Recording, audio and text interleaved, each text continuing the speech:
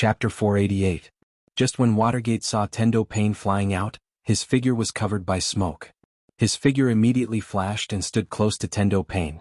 Watergate's hand began to print, preparing to cast a small wind-release ninjutsu to disperse the smoke. Before the ninjutsu was cast, 3 figures had already blocked in front of Watergate. Although the appearance of the 3 figures standing in front of the Watergate were different, but all of them had orange hair and black iron rod-like ornaments on their face. And they were wearing Akatsuki's uniform with black silk and red clouds on their body. These 3 people are Jigakudo, Gikido, and Chikishodo, who were previously entangled by other ninjas of Woodleaf Village. These 3 Rikudo doppelgangers blocked in front of Watergate. It seems that when Watergate and Tendo Pain had just fought, they had already begun to forcibly break through the entanglement of other ninjas from Woodleaf Village to help Tendo Pain. Looking at the injuries on their bodies, it was clear that they had paid a certain price to come here. It's just that dealing with a Rikudo doppelganger is a little troublesome for Watergate, who now has the strength beyond Kage level, but it's not that difficult. But now 4 Rikudo doppelganger came out of Rendo and Ashirado because of the battle with Nangongja. 2/3 of the power of Pain's Rikudo has been gathered here. After seeing the appearance of such 3 Rikudo doppelganger, Watergate's eyes also became very serious. Jigakudo Pain got into the smoke, his hand quickly printed, and a gate in the shape of the King of Hell was summoned by Jigakudo Pain. Tendo Pain, who had 2 huge pits on his body, was placed in it. Obviously, Jigakudo was using his own power to repair Tendo Pain, who had been damaged to a certain extent. In order to buy time to repair Tendo Pain, Gikido, Chikishodo, and Jigakudo's doppelganger were all near the King of Hell summoned by Jigakudo. Chikishodo was the first of the 3 Rikudo doppelganger to act, and his hand quickly printed. When he was entangled by Woodleaf ninjas, Chikishodo's chakra had been consumed a lot. So now Chikishodo can only summon 3 giant summon beasts, which are the rhinoceros, water buffalo, and centipede with relatively high attack power. The 3 Rikudo doppelganger gathered now almost has no particularly powerful attack power. The only one who can be regarded as an attacker is Chikishodo, a summoner-like character. Looking at the Rikudo doppelganger in front of him, Watergate immediately began to act. Judging from the actions of these 3 people just now and some information brought to him by Jiraiya-sensei, Chikishodo Pain mainly summons a variety of summon beasts as his means of attack, while Gikido Pain can absorb the ninjutsu or chakra inside the body of the person who attacked him. As for Jigakudo, who had been invisible during the battle with Jiraiya before, now it seems that he can cast an ability to repair Pain's Rikudo. Years of combat experience immediately made Watergate make a judgment.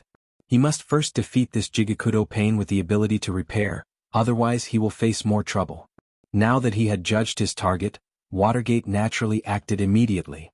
Watergate began to print quickly, and 2 shadow doppelganger that did not show the characteristics of Sage Mode were summoned to his side.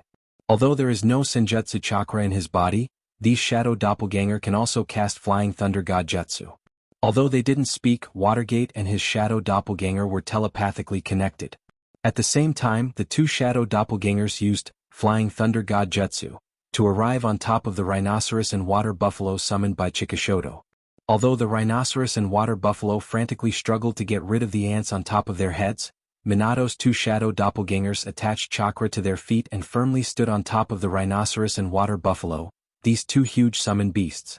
The 2 shadow doppelganger each stretched out their hands, and a Rasengan immediately appeared in their hands. But Watergate's shadow doppelganger didn't press down the Rasengan in his hand. Instead, he kept sending chakra into the Rasengan. With the continuous infusion of chakra, the Rasengan also continued to expand. Finally, when the Rasengan had become a huge blue sphere with a diameter of nearly 2 meters, Watergate's 2 shadow doppelganger looked at each other and pressed the Odama Rasengan in their hands towards the huge summon beast under them. And the Odama Rasengan didn't disappoint Watergate's expectations. It directly pressed the 2 huge summon beasts to the ground and lost their fighting ability. As for Watergate's main body, he was also standing on the head of the centipede summon beast at this moment, holding a Rasengan in his hand. Although it didn't have a diameter of nearly 2 meters like the Odama Rasengan, it exceeded the general Rasengan and was about the size of a basketball. Although the size was small because it contained Senjutsu chakra, the dangerous aura released from it was even more than the Odama Rasengan. Watergate also pressed his hand on the head of the centipede summon beast, and the basketball-sized Rasengan infused with Senjutsu chakra directly bombarded the huge centipede. Unlike the buffalo and rhinoceros that were directly knocked out before, the Rasengan infused with Senjutsu chakra was obviously more powerful. The huge centipede, which was 7 or 8 meters high, directly burst open after being hit. All kinds of colorful organs that belonged to the centipede were scattered all over the ground. If it was only the injuries of the buffalo and rhinoceros, it was still possible to recover after a period of recuperation. However, there was no room for recovery when the centipede's brain was damaged. This rare and huge psychic beast was destroyed here, which made the animal path's pain feel very distressed. Just when everyone's attention was on the centipede and Watergate, who was standing next to the corpse of the huge centipede, a figure suddenly appeared next to Pain, who was standing behind the three of them. He had a head of golden hair, a snow-white haori with flame-patterned patterns, and a pair of toad-like eyes and eyeshadow. All of these were proof of this person's identity. Woodleaf's fourth Hokage, Watergate. Chapter 489. Watergate, who suddenly appeared next to Jigakudo Pain, naturally couldn't be unarmed just to say hello to Jigakudo Pain, or Watergate wanted to use the same basketball-sized Rasengan mixed with Senjutsu chakra that killed the giant summon beast centipede before. Jigakudo Pain is a ninja who is more inclined to support. Although his physical fitness and attack ability have reached the general level of Jonin, that's all. For Watergate, who is in Sage mode at this moment, a Jonin is really not enough. The Rasengan mixed with Senjutsu chakra was about to hit Jigakudo's body directly. Although Gakido Pain, who was standing next to Jigakudo Pain, couldn't completely block the Rasengan with his body, he still used his hand to grab the wrist of Watergate's hand that was holding the Rasengan. He began to absorb Watergate's chakra with almost all his strength, and the Rasengan in Watergate's hand began to shrink slowly, like a basketball that was inserted with a deflating valve. It shrank visibly. But although Gakido Pain tried his best to absorb the chakra in Watergate's hand, the distance between Watergate and Jigakudo was too close.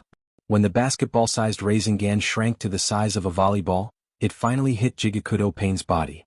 After absorbing a large amount of Senjutsu chakra, there was no systematic training for Senjutsu chakra and natural energy. Even with Sage mode, there was no way to suppress the natural energy with natural energy. The natural energy that couldn't be suppressed naturally rioted in Gakido's body, and a large amount of natural energy was constantly wandering around in Gakido's body. Gakido's body began to quickly turn into a toad, his skin became rough, and pieces of meat constantly appeared under the skin of Gakido's body. After a while, Gakido's body, which had absorbed a large amount of Senjutsu chakra, had a tendency to turn into a stone toad. Jigakudo Pain, who was directly hit by the Rasengan, was also directly blown away. The physical fitness of Jigakudo Pain, who was at a relatively weak level in the 6 paths of pain, was even worse than Tendo Pain, who was hit by 2 Rasengan at the same time. A huge crater appeared at the place where the Rasengan hit. Although there was no large amount of blood flowing out, such a large piece of flesh was directly scraped off by the Rasengan, and the spine of the Jigakudo was directly broken. Although Rikudo's body, it to be directly beaten like this is inevitable to be unable to move or even be directly destroyed. To be destroyed. To be directly to be beaten like this. 2. The battle only lasted for a moment, and 2 of the 3 Pain Rikudo who had just arrived were directly scrapped. All of this development was indeed beyond the imagination of everyone except Watergate. In fact, this is also a logical thing. On the one hand, compared to Jiraiya, Watergate's Sage mode was more perfect.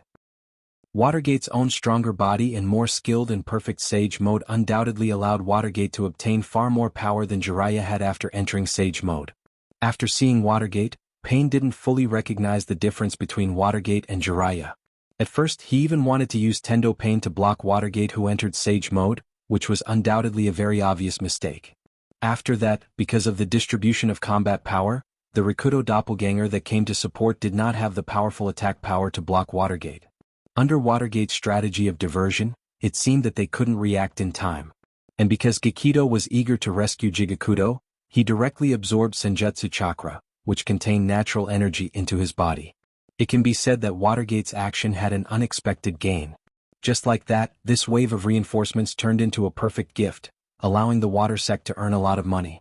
Chikishoto was a little slow to react when he saw the other 2 Rikudo doppelganger also leave the battlefield so quickly. A trace of annoyance flashed in his eyes. If he knew this would happen, he would have forcibly summoned the 2 Rikudo doppelganger that were held back by Nangongja before entering the battlefield. Otherwise, they wouldn't have fallen into such a dangerous situation. But if he knew that it would always be a belated warning, the current Watergate would never give Chikishoto any chance to summon the two Rikudo doppelganger that were held back by Nangongja. For a while, Pain Rikudo was directly trapped in a deadlock because of the mistakes in the strategic deployment. It seemed that everything was going in the direction of failure. Watergate looked at Chikishoto, and once again used his Flying Thunder God technique to come to Chikishoto Pain's side. Together with his Senjutsu Rasengan, he directly beat Chikishoto Pain until he lost his combat power. Looking at Chikishoto Pain and Gikido Pain who fell beside him, and then looking at Gikido Pain who had turned into a stone frog, Watergate was a little dazed. Everything was going too smoothly.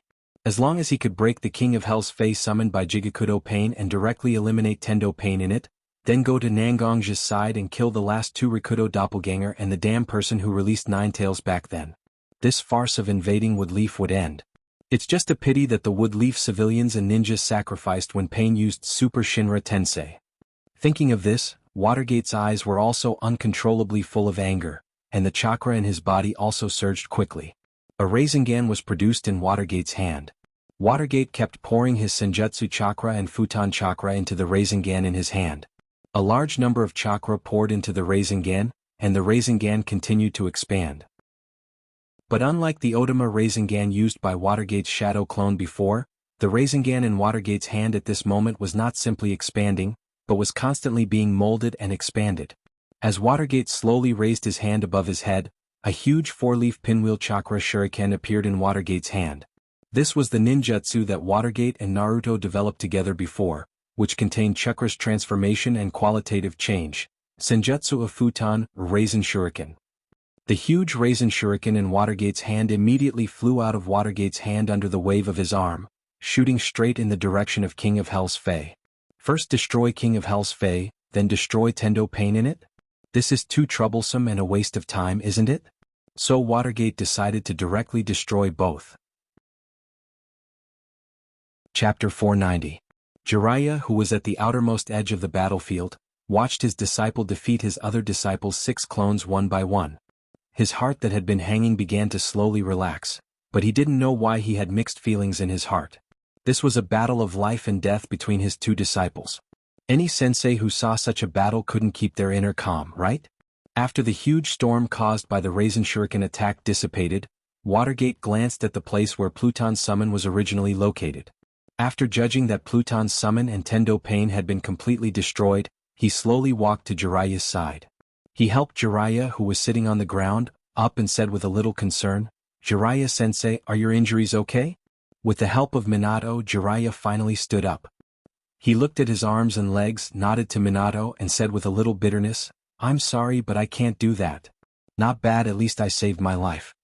Watergate was not a professional medical ninja, but after such a long battle, he also had a certain amount of common sense in judging injuries.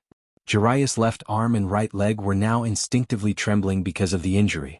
This was the situation after the tendons and veins were severely damaged.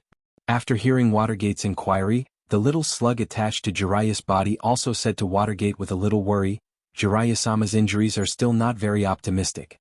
Although he has just received a lot of medical chakra to control the injuries. But the tendons and veins of his left arm and right leg were greatly damaged because of the previous battle with Pain. There is no way to completely determine whether it can be completely healed by such remote treatment, so I suggest Watergate-sama immediately bring Jiraiya-sama to Tsunade-sama for treatment. After all, Slug is a psychic beast who has lived for a long time, and she has also healed many injuries with Tsunade, so her understanding in this regard is far beyond Watergate and Jiraiya." After hearing Slug's words, Watergate didn't hesitate at all. He put his hand on Jiraiya's shoulder and immediately used Flying Thunder God Jutsu to move in the direction of Kiba Hospital. Looking at the sudden appearance of Jiraiya and Watergate, Tsunade, who had been treating the injured patients in Kiba Hospital, also immediately stopped her continuous chakra. Looking at Tsunade's unsealed Yin seal and her somewhat old face, it was obvious that she had divided a lot of chakra in her body. Her whole body has fallen into a state of alert. Watergate just wanted to say something, but Tsunade had already walked to Watergate's side and replaced Watergate to support Jiraiya. With the medical chakra covering her hand, Tsunade carefully examined Jiraiya's body.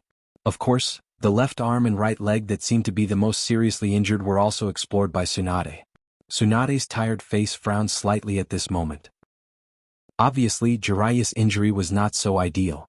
Looking at Jiraiya sitting on the ground with a cheeky smile as usual, she didn't know why the anger and sadness in her heart slowly dissipated after checking Jiraiya's injury just now. Although Tsunade's face has become a little old because of the unsealing of Ian's seal, at this moment, Tsunade looked so beautiful with a little pain, a little relief and a little complaint. That kind of beauty is not a coquettish beauty, but a kind of beauty accumulated over the years.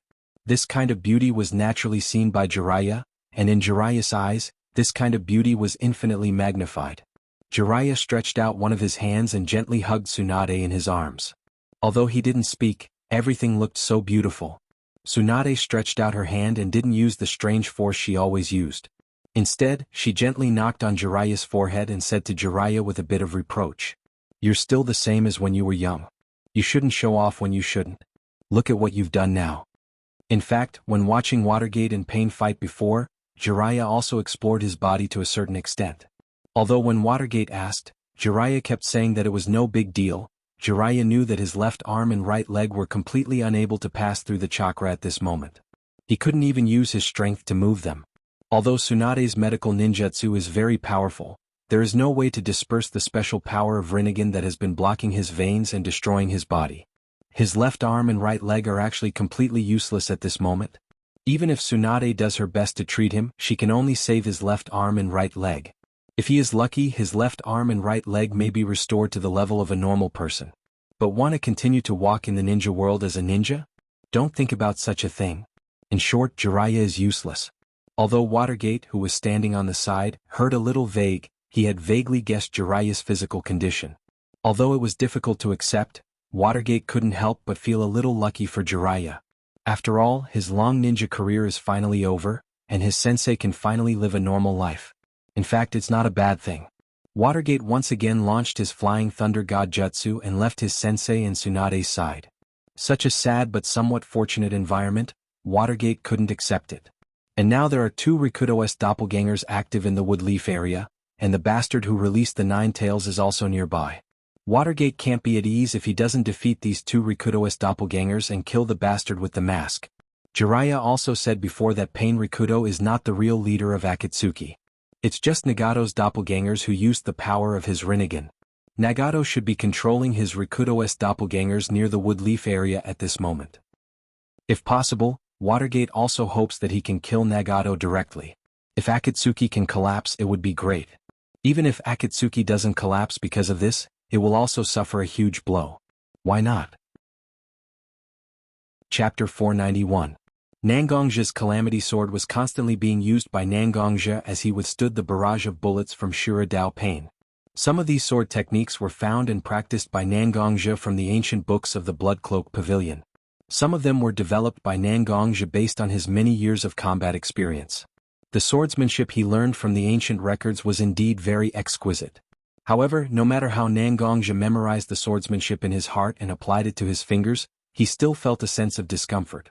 The sword techniques that Nangongja developed himself were slightly inferior to the ancient books of the Blood Cloak Pavilion in terms of flexibility, but they were very smooth in Nangongja's hands. It had been a long time since Nangongja fought with experts who were on par with him. Although he could slowly figure out some things about cultivation, these things could only be maximized in actual combat.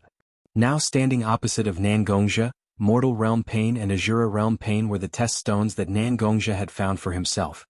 These two enemies had both melee and long-range attacks. Moreover, they were telepathic with each other and cooperated closely with each other. They were the best enemies to test the results of his swordsmanship. As for Hoodlum, he didn't dare to move casually now. After fighting for so long, Hoodlum finally understood that Nangongja and Pain already had a tacit understanding between them. As long as the other party didn't leave the battlefield, they would never fight to the death. Although the situation on the battlefield seemed to be fierce, in fact, both sides had not used their full strength. Just now, when Nangongja was fighting with Pain, all of his sword chi had been withdrawn into his heavenly tribulation sword. Most of the time, he relied on the sharpness of the Calamity Sword to fight with Pain. When Hoodlum was about to intervene, sword chi rushed out from Nangongja's Calamity Sword one after another. Countless sword chi directly wrapped Hoodlum in the sword chi sword formation. Hoodlum didn't even dare to use his spatial ninjutsu. After that, Nangongja integrated the heavenly punishment aura in his long sword into the sword formation. Hoodlum had suffered a lot from this, and in the end he had to threaten Pain before he could escape. Nangong's wrist shook, and the calamity sword in his hand instantly drew a charming sword mark in the air. The heavenly calamity sword seemed to have come alive. It swiftly and nimbly slashed towards Pain of the human realm, who was about to slap Nangong's face with his hands open. In Nangong's guess, after seeing the sharpness of the calamity sword in his hand, Pain would definitely choose to temporarily dodge or use his skills to deflect the calamity sword in his hand. But at this moment Pain changed his appearance. Instead, he was like a professional berserker. Even if he was hit by Nangong's sword, he must hit Nangong's body with his hand. His originally cold and indifferent eyes at this moment became more human-like after receiving more psychic force from Nagato. The eagerness from the depths of his heart seemed to be gushing out from his eyes. And seemingly understanding that his companion was attacking, Pain naturally opened all the big and small muzzles on his body and fired all the bullets at Nangongja. In this way, Nangongja spaced to dodge and forced Nangongja to confront Nangongja head-on. Why were the Six Paths doppelgangers of Pain so eager to help? Why were they acting like they didn't put in any effort just now? Although Nangongja didn't know the reason, Nangongja knew that he must not hold back too much now. Otherwise he will definitely lose. Tisk! A sound of displeasure came from his mouth. Nangongja's eyes began to narrow slightly. His originally handsome eyes at this moment seemed to be covered with a layer of dark red luster. Although his pupils were still black, bursts of dark red light were constantly emitted. Nangongja's pair of sword-like eyebrows were slightly raised at this moment, just like the sword in his hand, slightly raised, full of aggressiveness. If people who were familiar with Nangongja, such as Nangong-ro, Mashiro, and Little Linger, appeared here, they may not necessarily think that this person full of violent aura is the usual amiable and gentle family member. But if it was a ninja who fought against Nangongja in the Shinobi World War, or when Nangongja was on a mission, there would be few witnesses who saw Nangongja's current appearance. Most of them would definitely look at Nangongja with trembling legs and a face full of fear, and then from their throats, they would squeeze out the name, Woodleaf Yama, that belonged to Nangongja. Although the sword in his hand was about to attack Rendo's body, and he was about to be hit by Rendo's reckless attack. But Nangongja seemed to be completely unmoved. Although his momentum changed in an instant, the attack route of the sword in his hand did not change at all. Got it. Got it. Got it. Seeing that his hands were about to hit Nangongja's body, as long as Rendo's ability was fully activated, no matter how terrifying his physical cultivation was, his soul would be extracted. And no matter how strong a person's soul was, once it lost the support of the physical body, there was nothing to be afraid of, right? 10 centimeters. 8 centimeters. 7 centimeters. Buchi. The sword in Nangongja's hand had already pierced through Rendo's shoulder blade, but Rendo was completely unmoved. After all, the Six Paths of Pain was transformed from a corpse, and there was no such thing as pain. Rendo adjusted a little and still bombarded his palm towards Nangongja, as if he wanted to die together with him. 5 centimeters. 3 centimeters. 2 centimeters. Seeing that there was only a little distance between his palm and Nangongja's body, Rendo found that there was something between his palm and Nangongja's body. Nangongja, who was originally holding the Heavenly Disaster Sword with one hand, had unknowingly placed his other hand on the hilt of the Heavenly Disaster Sword. With a mocking smile at the corner of his mouth, Nangongja poured a large amount of internal strength into the sword to stimulate the power of the sword. Chapter 492. With the infusion of a large amount of internal force, the Heaven's Disaster Sword also spontaneously triggered the natural energy contained in the air around it.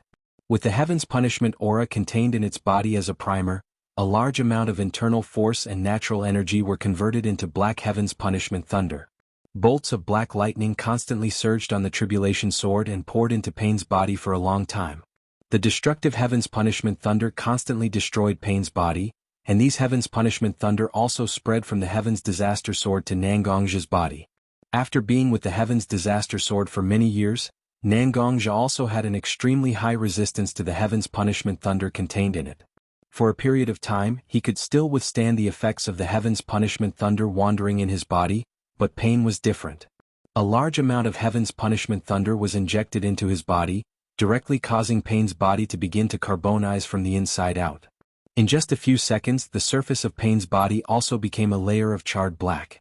Nangongja stopped his continuous infusion of internal force, and the thunder surging on the Heaven's Disaster Sword also dissipated as Nangongja withdrew his internal force. Pulling out his Heaven's Disaster sword from the charred body of Pain, Nangongja mercilessly kicked Pain's body. Pain's body was like fragile glass, and it was directly shattered by Nangongja's kick. Pieces of charred residue of different sizes were scattered all over the ground, as if proving the existence of Pain in the human realm. Hoodlum, who had been wandering on the side, had already noticed that something was wrong when he saw Pain suddenly start to fight desperately. He quietly prepared for space teleportation. When Nangongja cleanly turned Pain into a pile of residue on the ground, Hoodlum also made a prompt decision to directly use his space ninjutsu, and his figure disappeared in an instant. After seeing that Pain was defeated and Hoodlum escaped, Shura Dao Pain immediately prepared to retreat. Pain's 6 paths must not all be lost in the wood leaf. Nangongja looked at Shura Dao Pain's departing figure, but he had no intention of pursuing. Just now, the act of using Heaven's Punishment Thunder to attack Pain was still somewhat beyond Nangongja's expectations, although it was only a few milliseconds that were negligible to ordinary people. However, Nangongja's body was also slightly paralyzed at the moment because of Heaven's Punishment Thunder. There was no way he could use his speed to chase Shura Dao Pain. Just when Nangongja thought that Shura Dao Pain would escape, a golden figure suddenly appeared not far from Shura Dao Pain. The person who came was Yandame Watergate, who came to support Nangongja. He threw a special 3-pointed kunai in his hand towards Shura Dao Pain's side. Shura Dao Pain, who had already used up all his kunai, had almost no power to fight back. He raised his arm and used the remaining chakra in his body to drive his fist away from his body. He wanted to hit the kunai that Watergate shot towards him. However, Watergate's movements were faster than Shura Dao Pain's movements. He quickly used his Flying Thunder God Jutsu, and Watergate's figure had already reached the side of the kunai that he just threw out. Watergate held the kunai in his hand and once again threw it towards Shura Dao Pain's side. Watergate's figure flickered a few times as the kunai flew, and his figure was already close to Shura Dao Pain. He quickly formed a Rasengan in his hand and directly pressed it towards Shura Dao Pain's body. It seems that an ordinary Rasengan can't kill Shura Dao Pain. Watergate's empty hand also formed a Rasengan almost instantly, and then pressed it towards Shura Dao Pain's body. Rasengan attacked Shura Dao Pain's body one after another. Shura Dao Pain didn't know whether he suffered a dozen or 20 Rasengan attack in succession, but his body became full of holes. Like a broken doll, Shura Dao Pain fell directly to the ground. After confirming that Shura Dao Pain was dead, Watergate used the body flicker technique to appear beside Nangongja. Slightly cupping his hand towards Nangongja, Watergate said to Nangongja, "This time, thanks to you blocking Pain's 2 Rikudo doppelgangers and the masked man, otherwise Woodleaf would have suffered more losses." Facing Watergate's gratitude, Nangongja didn't show any special emotions. After all, in terms of identity, Nangongja is the head of the powerful Blood Cloak Pavilion, and Watergate is the Hokage of Woodleaf. They can almost be regarded as people of the same status. Although Nangongja lives in Woodleaf, he has long been separated from Woodleaf, so Nangongja doesn't have to bow to Watergate. So Nangongja just waved his hand casually and then said to Watergate, "It's nothing, it's just a small matter. If it weren't for these guys who didn't know what's good for them and even threatened me with my family, I wouldn't have killed them like this. Pain's Rikudo doppelganger is just the power on the surface. The real enemy needs to be dealt with by Sandame Hokage." The speaker has the intention, the listener has the intention. Nangongja's words meant to tell Watergate. The reason why he fought with 2 of Pain's Rikudo doppelgangers is just because these guys put their own guns on his muzzle. I also know about Nagato standing behind Pain's Rikudo doppelganger, but I don't intend to participate in it. Such a thing to eradicate the enemy for Woodleaf shouldn't be done by someone like me who just wants to protect his own family. You should solve it by yourself. After all, Watergate is a person who has been in a high position for many years, so he immediately understood Nangongja's meaning. Although Nangongja's words were very disrespectful, Watergate is not the kind of childish child who shows his emotions on his face. He really has no position, and there is no reason for Nangongja to accompany him to eliminate Nagato, although he can pay some price to let Nangongja act with him. But as a Kage-level powerhouse, as a Woodleaf Hokage, Watergate will never allow Nangongja to act like this. It's just a trivial Nagato, don't you have a way to deal with it? Chapter 493.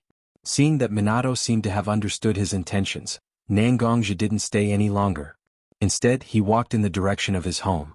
His sister Nangongja, Mashiro, and little Linger are still in the secret room at the moment, waiting for the news of his safety. In Nangong's heart, the ninja world, Pain, and Nagato are all not as important as his family. Nangong's figure slowly disappeared in front of his eyes, and Watergate walked to the side of Shura-do Pain, who was just beaten into a sieve by him. Pulling out a black iron rod from the bloody body of Shura-do Pain, Watergate instantly began to absorb the natural energy floating in the air. After harmonizing with the physical energy and spiritual energy that already existed in his body, Watergate's eyes have become orange pupils and red eyeshadow after using Sage Mode. Injecting the Senjutsu chakra in his body into the iron rod, Watergate instantly confirmed the location of Nagato through the connection between the iron rod and Nagato himself. Throwing the trident in his hand again and again, Minato arrived at the place where Conan and Nagato were hiding in a tall tree created by Conan's paper release in just a few seconds.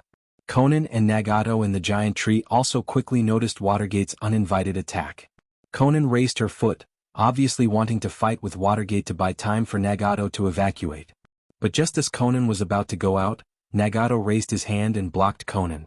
The previous battle with Pain Rikudo obviously consumed a lot of Nagato's strength, and now Nagato looked a little tired. But it was not to the point of exhaustion, so although Conan didn't understand why Nagato didn't let her fight, she still listened to Nagato's words. She gently waved her hand, and the pieces of paper that were disguised as trees fluttered in the air. A hole big enough for one person to pass through appeared on the trunk. Watergate didn't hesitate and walked directly in front of Nagato. Instead of the expected hostility, Watergate looked at Nagato's long red hair and skinny body with a little curiosity. Smiling slightly as if to show his kindness, Watergate said to Nagato and Conan, "Two brothers and sisters, although you and I have never met, I have heard a lot about you from Jiraiya-sensei. Today we can finally meet. I don't know whether to be happy or sad." Watergate said what was in his heart. Although Watergate was not very familiar with Nagato and Conan, the three of them were Jiraiya's apprentices after all. With such a relationship, there was no way to treat each other with the attitude of treating strangers. Looking at Watergate standing opposite the two of them with a face full of emotion, Conan, who didn't seem to be so good at talking, still had a frosty look, but Nagato rarely talked to Watergate. "So what if you are sad? So what if you are happy? Although you and I are from the same sect, the life we have experienced is completely different. You have lived in the stable with Leaf since you were a child. Although you went to the battlefield at a young age, you also fought with a group of people who also came from Woodleaf. And we, the orphans of war, can only hold the broken piece of wood in the whirlpool of war to prevent ourselves from being completely involved and crushed. I have always been grateful to Jiraiya-sensei for letting me, Conan, and Yahiko learn ninjutsu by his side. If it weren't for Jiraiya-sensei, we would have died long ago. However, I don't think that what I did was wrong. Because destroying a small piece of illusory paradise, and then making the whole ninja world a real place without war, a quiet and peaceful place, isn't such an exchange cost-effective? Why do you want to refuse?" Originally, when Watergate saw that Nagato could talk to him, Watergate's heart inevitably showed a touch of joy.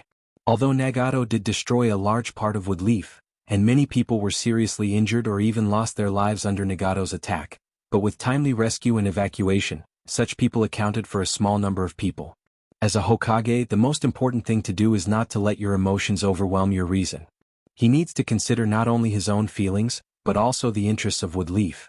As long as Nagato was willing to communicate with him, Watergate felt that he had a great chance to persuade Nagato to turn over a new leaf. But listening to Nagato's words, did he have the slightest awareness of his own wrongdoings? Even now, you still refuse to come to your senses. Do you still think that there is nothing wrong with your actions? The smile on Watergate's face gradually solidified, and a burst of killing intent also escaped from Watergate's body. Feeling Watergate's killing intent, Conan also surrounded herself with a lot of white papers, obviously planning to attack Watergate before Watergate did.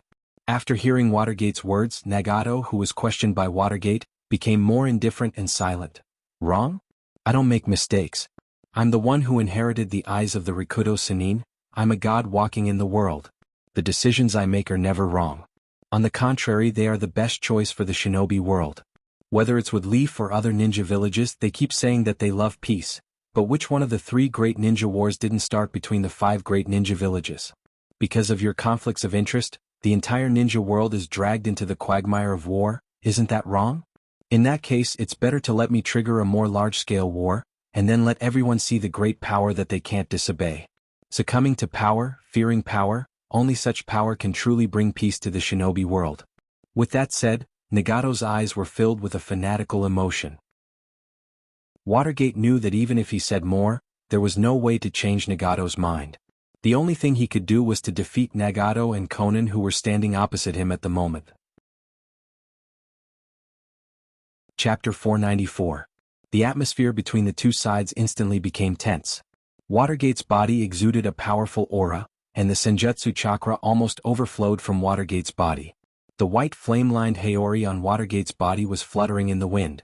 Watergate directly teleported to Nagato's side, and a Rasengan immediately appeared in Watergate's palm. He pressed the Rasengan in his hand towards Nagato's body, but a layer of invisible shield protected Nagato, so the Rasengan in Watergate's hand couldn't hurt Nagato at all. As the holder of the Rinnegan, known as the Sage's Eye, Nagato wasn't a weak waste after losing his 6 paths of pain. On the contrary, it was the Rinnegan that gave Nagato the most powerful power. The power of the Rinnegan was the real Sage's Eye. At this moment, the shield that Nagato used belonged to the power of the outer path. Such a shield was somewhat similar to the Hyuga's gentle fist, revolving heaven, but compared to the power of the Rinnegan, the shield displayed by the Rinnegan has a super strong defensive ability with no blind spots. Conan's hands were also quickly forming hand seals, and a ninjutsu was instantly cast by Conan. Paper release, infinite paper shuriken jutsu. A piece of white paper turned into a sharp shuriken under Conan's control, and attacked in the direction of Watergate. At first, Watergate used the Sanjiu in his hand to block some of the shurikens flying towards him, so that he could continue to attack Nagato. After all, in Watergate's view, no matter how strong the shield was, there was a limit. As long as his attack power rose to a certain level, any shield would be forcibly broken. But when Watergate saw that the shurikens that he hit with the Sanjiu fell to the ground, they immediately turned into a piece of white paper and flew back to Conan's side. Under Conan's control, they turned back into shurikens and shot towards him. Watergate knew that he couldn't passively take the attack. Wave after wave of continuous attacks would gradually numb his spirit, which had been passively defending, and numb his nerves would definitely lead to him being at a disadvantage under such continuous attacks.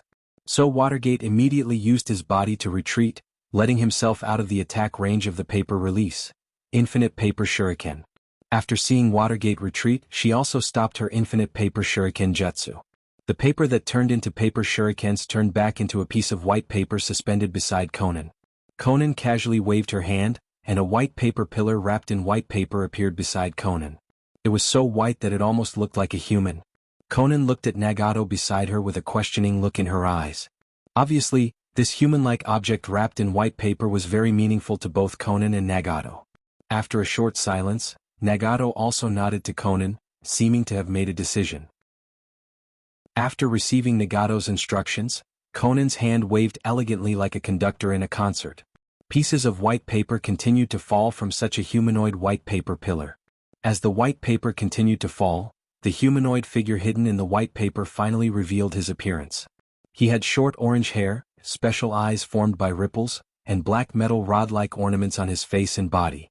This person hidden in the white paper was Pain Tendo, who Watergate thought was destroyed by the Senjutsu, Wind Release, Raisin Shuriken together with Yama's Summon. From the looks of it, he was saved by his junior sister, Xiaonan, who used the paper escape technique. To be able to save someone from the Raisin Shuriken, although Conan was a woman, it was enough to see that she wasn't simple. However, although Pain Tendo was rescued, it was obvious that his condition wasn't so good. Although the place hit by Watergate's Inyang Raisin Shuriken was slightly repaired, it seemed that it was just a superficial wound, and the flesh around the wound looked so fragile. Watergate finally understood why Conan and Nagato hesitated when he released Pain Tendo. After all, Pain Tendo was his other junior brother, and also Conan and Nagato's close friend Yahiko's body. According to the current situation, if he used Pain Tendo to fight with him, then naturally he couldn't avoid serious injuries because of the battle. But if he didn't use Pain Tendo, then Nagato and Conan, who didn't have outstanding attack power, wouldn't be enough to directly defeat Watergate, who was a powerful ninja in the world. Obviously, at this moment, Conan and Nagato were ready to fight Watergate to the end, even if they lost Pain Tendo. Looking at Pain Tendo, Nagato, and Conan standing together, Watergate couldn't help but be in a trance. In the past, these three people with their own strength pulled up the Akatsuki in the Rain Country? Although he was a little emotional, Minato didn't slack off in the slightest. After all, no matter what the three people opposite him experienced for Watergate and Woodleaf, they were destined to be enemies. It was because of these people opposite him that Woodleaf Ninja Village was almost completely destroyed, and who knows how many Woodleaf civilians and ninjas were injured and killed in such an attack. Watergate would never allow himself to forgive such people who have become Woodleaf's enemies because of his personal feelings. Being ruthless to the enemy is the rule that Watergate has always followed, and it is not allowed to be violated. Feeling that the Senjutsu chakra in his body had become a little exhausted, Watergate directly removed 2 of the 9 shadow clones he left in Mount Mayaboku. Although the accumulated fatigue of the shadow clones directly impacted Watergate's consciousness, a large amount of Senjutsu chakra was also refined by the shadow clones and poured into Watergate's body. Fight. Since this is an unavoidable battle, then he will do his best to avenge Woodleaf for the dead civilians and ninjas. This kind of emotion constantly produced in Watergate's heart, and this kind of emotion also constantly stimulated the fighting spirit in Watergate's heart. He must do his best to kill the enemy standing opposite him in his own hands. Chapter 495. Connecting his consciousness with Tendo Pain, Nagato was also ready to fight. In the previous battle with Watergate, in fact, Tendo Pain did not exert his most powerful strength. Now is the time for Tendo Pain to show his sharpness. Bansho Tenshin. Tendo Pain opened his palm. Unlike the Shinra Tensei that Watergate had suffered before, a powerful gravitational force that was opposite to the repulsive force instantly acted on Watergate's body. Unlike the previous battle, Watergate did not cover a large area of his battlefield with his trident kunai, so the use of Flying Thunder God Jutsu was also limited. If he used Body Flicker, this kind of gravitational force directly made it impossible to use Body Flicker. Therefore, Watergate's body was uncontrollably attracted by Tendo Pain.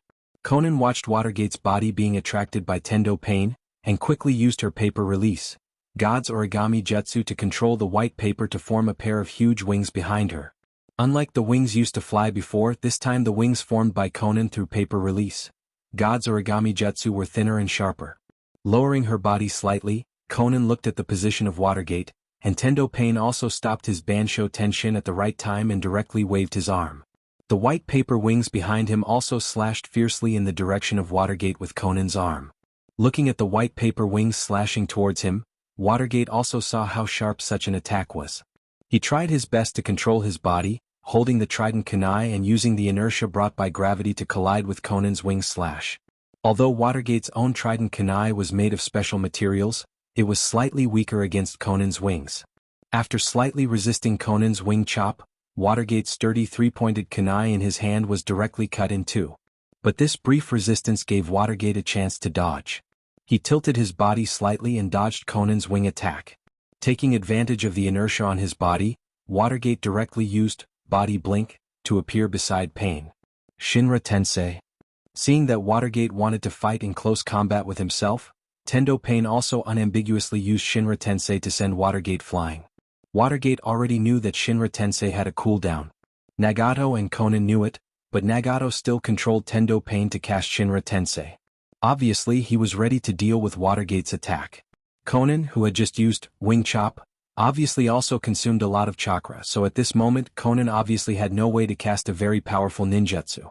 The key to everything seemed to fall on Nagato. And Nagato, as Watergate thought, directly began to print on his chest, and chakra on his body was constantly surging. Even because of the large amount of chakra in his body, Nagato's body was a little overwhelmed, and a mouthful of blood spurted directly from Nagato's mouth.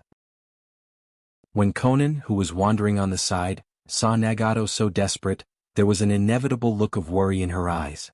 But this ninjutsu that consumed a lot of chakra was not cast by Nagato's hand. Instead, it was Tendo Pain who slowly put his hands together. It seemed that it was a little difficult to open his closed palms, and a black sphere about the size of a ping-pong ball appeared. An inexplicable terrifying aura escaped from such a small black sphere. With a push of his palm, a powerful gravitational force was directly generated from the small black sphere, and Tendo Pain and Nagato said the name of this technique in unison, Chibaku Tensei. The small black sphere passed by Watergate, and the powerful gravitational force directly acted on Watergate's body. Watergate's body almost flew into the sky with the sphere. Under the attraction of the black sphere, huge rocks and huge trees were directly pulled over. Looking at Watergate, who still didn't seem to struggle, Nagato said very coldly, "Give up struggling. You can't resist such a ninjutsu. This ninjutsu is the most powerful ninjutsu brought to me by Sage Eyes. Even the moon in the sky was created by this ninjutsu. Just relying on your mortal body, how can you resist such a power that doesn't belong to mortals? Although Nagato didn't speak loudly, his voice was still clearly transmitted to Watergate's ears through Chakra's amplification.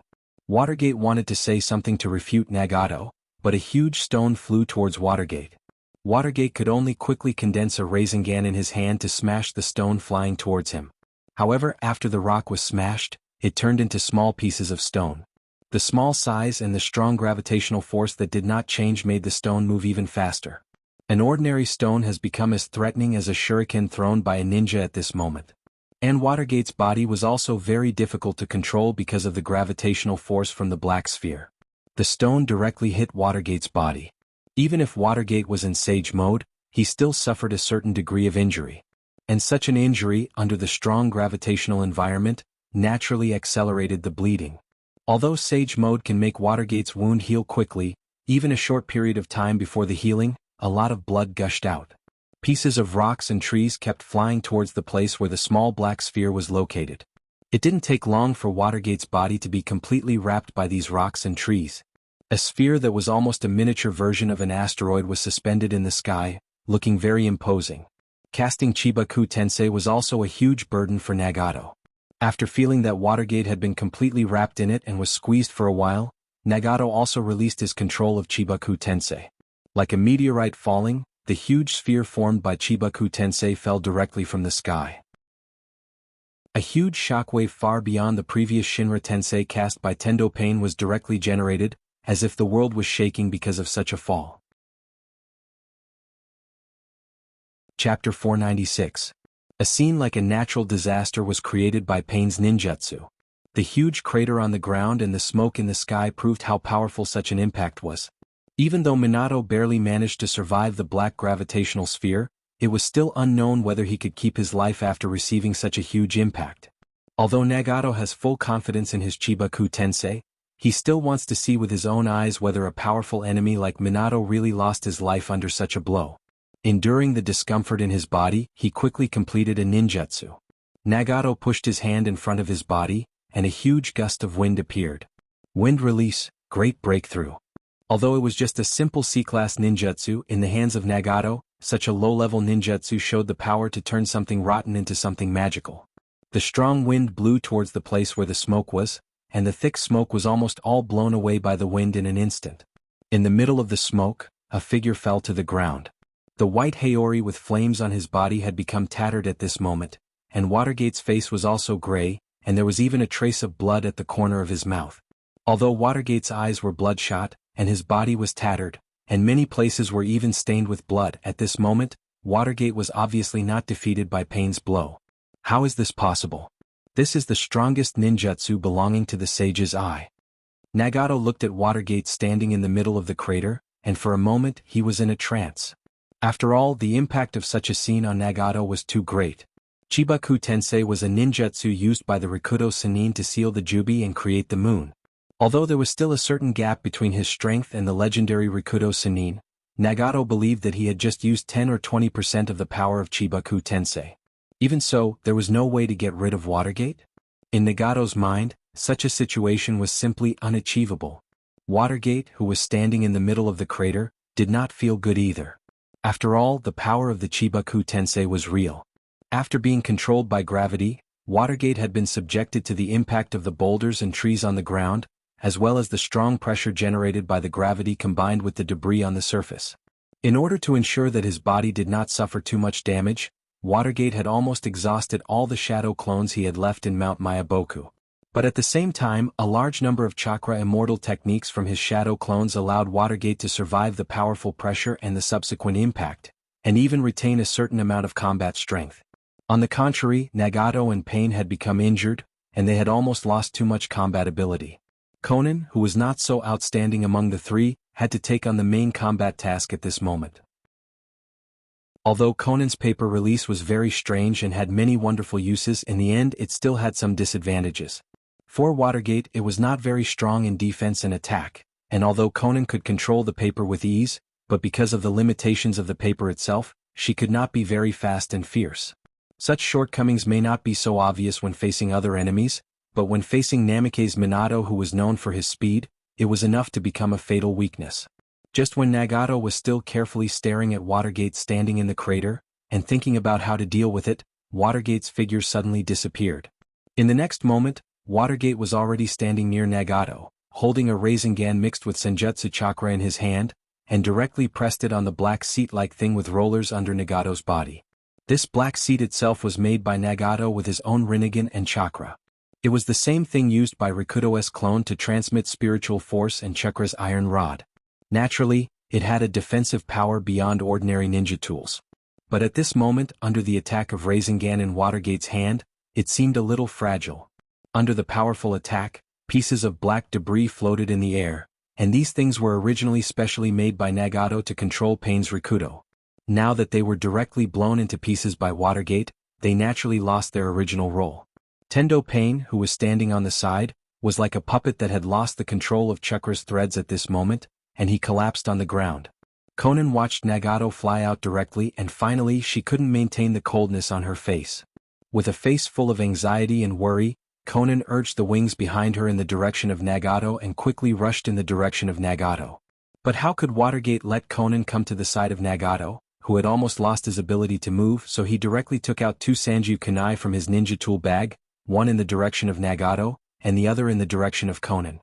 His hands quickly formed a hand seal, and a shadow clone in the same sage mode stood beside Watergate. Watergate and Shadow Clone were telepathically connected, so there was no need for too many words, and Watergate and Shadow Clone immediately took action. Shadow Clone used Flying Thunder God Jutsu to come to the path that Konan must pass to Nagato. Watergate didn't allocate so much chakra to Shadow Clone, only less than 1/3 of chakra.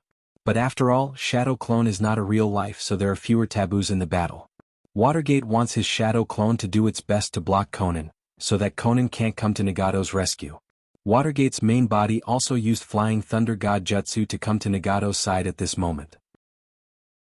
Watergate bent down and took the Sanju kunai inserted in the ground as a space coordinate in his hand, then slowly walked to Nagato's side and said with a little emotion, "I have always asked myself to be an upright person, but I didn't expect that one day I would face my junior brother and sister with a weapon and fight with our lives. What a sad thing." Nagato, who fell to the ground, raised his head and looked at Watergate standing in front of him. Although he has been lamenting how he didn't want to kill his fellow disciples, the hidden coldness in Watergate's eyes and the sharpness of the Sanju kunai in his hand all told Nagato that in fact, Watergate had already decided to leave his life in the land of Woodleaf. Sure enough, this world is a filthy world full of selfish people and sanctimonious people. Chapter 497. Although Nagato's eyes made Minato's heart very uncomfortable, such a look of contempt and pity would make anyone feel uncomfortable. But who would care so much about a dead person? Nagato's life was now in Watergate's hands. Watergate squatted down and put the Sanjikan in his hand on Nagato's neck. The sharp edge pressed on Nagato's skin, and even drops of blood oozed out of Nagato's skin. Looking at Nagato's dangerous situation at this moment, Konan on the side shouted loudly, "No! Don't do this." Drops of tears oozed out of Konan's eyes. Her beautiful face was like a pear blossom in the rain at this moment, and such beauty made people feel particularly distressed. But Watergate's clone, who was fighting with Konan, didn't have any intention of showing mercy at all. Instead, his moves were fierce and ruthless, forcing Konan to be unable to take a step forward. "Go in peace. Use your life as compensation for destroying the Woodleaf and taking the lives of countless civilians and ninjas." Watergate's eyes flashed with a trace of fierceness, and his wrist was also about to directly cut Nagato's neck and take away the only life of such a self-proclaimed god. However, a familiar and somewhat powerless voice suddenly rang out. "Watergate, don't do this, leave Nagato's life." This voice was very familiar to Watergate, and it was also familiar to Nagato and Konan. Because this voice was the voice of their common teacher, Jiraiya, who was supposed to be recuperating in Kiba Hospital. The three of them stopped what they were doing and looked towards the source of the sound. Among the ruins, Jiraiya was being supported by Tsunade and staggered in the direction of Watergate and Nagato. After seeing Watergate's clone stagnating opposite her, Konan immediately made a prompt decision and directly punched Watergate's clone. Shadow Clone Jutsu will automatically dissipate after withstanding a certain degree of attack. Although Watergate's Shadow Clone Jutsu contains Senjutsu chakra, it can't get rid of the restriction from ninjutsu itself. A cloud of smoke surged, and Watergate's clone also disappeared directly. Conan increased her speed and rushed in the direction of Watergate and Nagato, but she directly met Watergate's cold eyes. At this moment, Watergate's bitter pain was on Nagato's neck, so Conan didn't dare to act rashly and could only stay in place. Without her usual cold expression, at this moment Conan's eyes were full of deep begging Watergate not to deprive her only companion since childhood. Although Jiraiya couldn't move normally because of the injuries on his left arm and right leg, he still came to Watergate's side with Tsunade's help. "Tsunade-sama, Sensei's injuries are so serious, how can you let him come here?" Watergate said to Tsunade seriously. After all, the injuries on Jiraiya's body were obvious to all. He obviously hasn't been treated, but he was forced to come from Kiba Hospital to the forest outside Woodleaf. It was self-evident what kind of adverse effects such a long distance would have on Jiraiya. Hearing Watergate's reprimanding tone, Tsunade wasn't angry. Instead, she said to Watergate with some disappointment, "You know your sensei's temper. When he was in Kiba Hospital, this guy saw the earth-shattering scene in the forest outside and knew that there was a fierce battle between you and Nagato. Although Nagato is indeed the enemy of Woodleaf, he is also Jiraiya's disciple. Jiraiya can't rest assured about such a disciple, so he repeatedly begged me to come and see. I couldn't stand this guy's nagging, so I could only bring him here." Facing Watergate's incomprehension and Tsunade's resentment, Jiraiya was not affected at all. Instead he said to Watergate, "I know that Nagato has caused a lot of damage to Woodleaf, but after all he is the child I watched grow up. I know how kind this child is in his heart. Although this child has become paranoid over the years because of some things. But if I really watch this child lose his life, I really can't bear it. So Watergate, as your sensei, can I make a request to you? Spare this child's life. If you can't, rest assured I will help you supervise this child with Tsunade, and I will never let this child continue to carry out such a dangerous plan. Is that okay?" At the end of the sentence, Jiraiya's eyes even had some mist. The son of war, the leader of Akatsuki, at this moment in the eyes of Jiraiya were some useless titles. Jiraiya now only regarded Nagato as a poor child who was born out of his kindness. Faced with Jiraiya's request, Watergate was also a little stunned for a while. On one side was Woodleaf's enemy, and on the other side was his own sensei. Watergate, who was usually very decisive, was also very hesitant. But looking at Jiraiya's eyes full of tears, Watergate's wrist that was about to cut Nagato's neck couldn't exert any strength.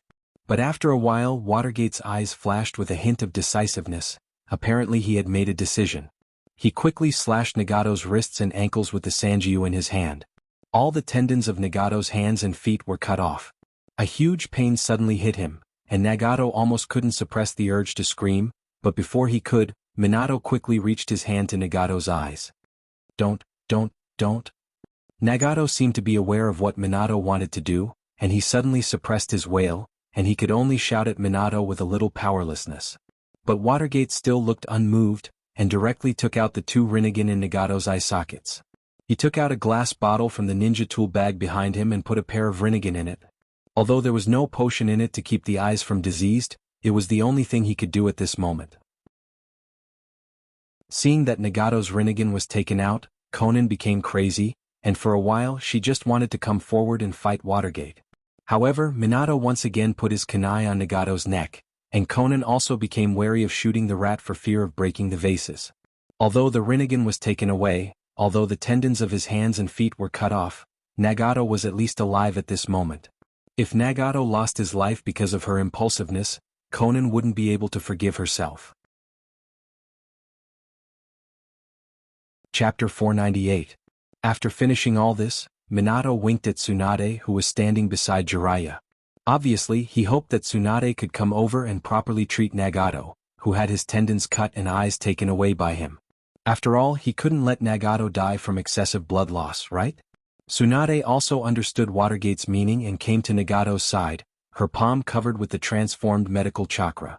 Although Tsunade was also confident that she could help Nagato connect his tendons when they were just cut, obviously this was not what Watergate wanted to see. Watergate turned his head and said to Jiraiya, who was standing in front of a boulder on one side. "Jiraiya-sensei, I know the relationship between you and Nagato. Your previous bonds and feelings were slowly accumulated over 3 years of companionship. Such feelings are the most violent and lasting feelings. Personally, I certainly hope to fulfill Sensei's only request so far and let Nagato be safe and sound." But I don't only exist in this world as Watergate.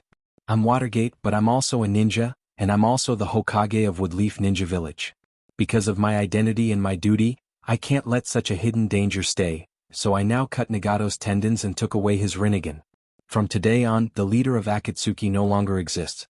The only thing that exists is a native of Konoha who lost his hands, feet, and even his eyes because of the invasion of Konoha. Because of the serious injury, I asked my sensei and the dean of Konoha's hospital to take care of him. I think you understand what I mean, right? Watergate's meaning was actually very simple. Of course, it was okay to keep Nagato alive, but Watergate would never allow the living Nagato to still be the leader of Akatsuki who had the power to destroy Woodleaf Village. If the tendons of his hands and feet were not treated in time, it would become a permanent injury, and the Rinnegan itself was the source of Nagato's power beyond mortals. These two extremely important things for Nagato were directly taken away, which also means that Nagato's qualification as a ninja was also deprived. Hearing Watergate's words, Conan's eyes flashed with anger, and she said to Watergate, "You are really as despicable as all the people in power. Disgusting." Hearing Conan's words, Watergate finally turned his head, and it seemed that only now did he remember that there was someone who had a close relationship with Nagato on the battlefield.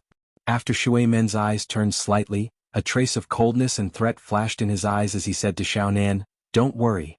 Everyone has a different status and their behavior will be different. They will be different. Another's nectar, I'm arsenic. So don't speak based on your own likes and dislikes. It won't show how brave and upright you are, it will only show how stupid and naive you are. Didn't you see that even Jiraiya-sensei didn't deny what I did? Naive and stupid." How long has it been since someone described Conan like this? Over the years, Conan's strength has indeed advanced by leaps and bounds, and she has already stepped into the ranks of Kage level. But as the leader of Akatsuki, although Nagato also let Conan intervene in a lot of dark things, he also subconsciously protected Conan to a certain extent, so this also caused Conan's thinking to be not as strong as her strength. Usually it's okay, she can hide her emotions with her cold face. But once something unexpected or unacceptable happens, Conan's performance is very unsatisfactory. Just like now, Xiaonan was simply a weak girl who didn't know what to do in the face of difficulties. She wasn't the so-called messenger of God, that was swift and decisive and had an indifferent expression that everyone spoke of. Oh, right? Although Conan's expression was a bit absent-minded, Watergate won't shut up just because Conan's state is not good. It's precisely because Conan's expression is very absent-minded at the moment that it gives Watergate more possibilities to arrange things. "Nisen, please go back to Akatsuki and tell everyone that Nagato and Six Paths Pain have all fallen in Woodleaf Village. After all, although Nagato has lost his hands, feet and eyes, at least he is still alive. If you don't do this, although he will still be alive, some of our interrogation agencies in Woodleaf may not be able to hold themselves back and want to get valuable information from Nagato's mouth. Any interrogation agency in Ninja Village is almost a gathering place for perverts and psychologically deformed people. In such a place, everyone tortures others as a kind of entertainment. As a person who has been in contact with the dark side of the shinobi world, it's very clear how dangerous it is. Although Nagato has the protection of Jiraiya and Tsunade, and he may not be thrown into such a place as Watergate said, Conan can't afford to gamble and dare not gamble. Conan, who has lost Yahiko, will never allow Nagato, who grew up with her since childhood, to leave her. If this really happens, Conan will also collapse. Watching Watergate take away his disciples' hands, feet and eyes, and watching Watergate threaten Conan, who is just a girl, Jiraiya doesn't know why his heart became cold. Was this still the same Namikaze Minato who looked so positive like the sun shining on everyone? Now, Minato doesn't seem to be as amiable as he was in front of others. At this moment, Minato is ruthless and threatening. It's getting more and more difficult for Jiraiya to connect him with the child who used to follow him to learn martial arts. Is this change good or bad? Jiraiya doesn't know because as the leader of a big force, he really needs Watergate's attitude. He doesn't care about the means, he only cares about the benefits. But as a person, he can't just drive all his actions for the sake of benefits. There is no way to find the answer. Jiraiya can only choose to be silent. Everything was seen by Jiraiya, but Jiraiya can only say nothing. Watching his disciples killing each other, even if his heart is full of blood and tears, Jiraiya still can't say a word. Because any word may have consequences that Jiraiya can't bear. Chapter 499. Nagato, who could no longer move, was handed over to Tsunade. This battle also ushered in the end of Nagato's capture and Conan's retreat. Under the threat of Watergate, Conan had to leave Woodleaf and inform the Akatsuki about the loss of Nagato and pain of Rikudo to Woodleaf. Because only in this way can the ambitious people in the entire ninja world be a little bit more peaceful. Only in this way can a message be sent to the entire ninja world. Although Woodleaf suffered some damage due to the invasion of Akatsuki's leader, it was only because Watergate, as the Hokage of Woodleaf, went out to train. Watergate, who returned from his training, directly defeated Pain of Rikudo and the leader of Akatsuki with a momentum of crushing dry weeds and smashing rotten wood. The people in the ninja world who bury their thoughts carefully wipe their eyes clean carefully. Don't be blinded by desire. As long as Watergate is still there, as long as those ninjas who stand in the top position in Woodleaf are still there, then all those who try to do something to Woodleaf, please be prepared to not only fail to bite the meat but also get their teeth broken. And just after the end of this war, Watergate's popularity in Woodleaf increased almost day by day. The ninja world is a place where individual strength is valued. Such a powerful Pain of Rikudo was destroyed by Watergate's hands, then the civilians and ninjas who live in Woodleaf have a solid backing. So although Woodleaf suffered some losses because of such an invasion, the sadness caused by the loss was quickly replaced by the joy brought by Watergate's strength. Everyone sweeps the snow in front of their own door. Don't worry about the frost on the roof of others. After all, the people who lost their lives in such a war are only a small number of people. For most people, they just lost a certain degree of property and house. The heartache caused by these losses was also reduced a lot by the support from the daimyo of the Land of Fire and the statement of subsidies issued by the Woodleaf Ninja Village. At least, it wasn't a total loss without a trace of comfort.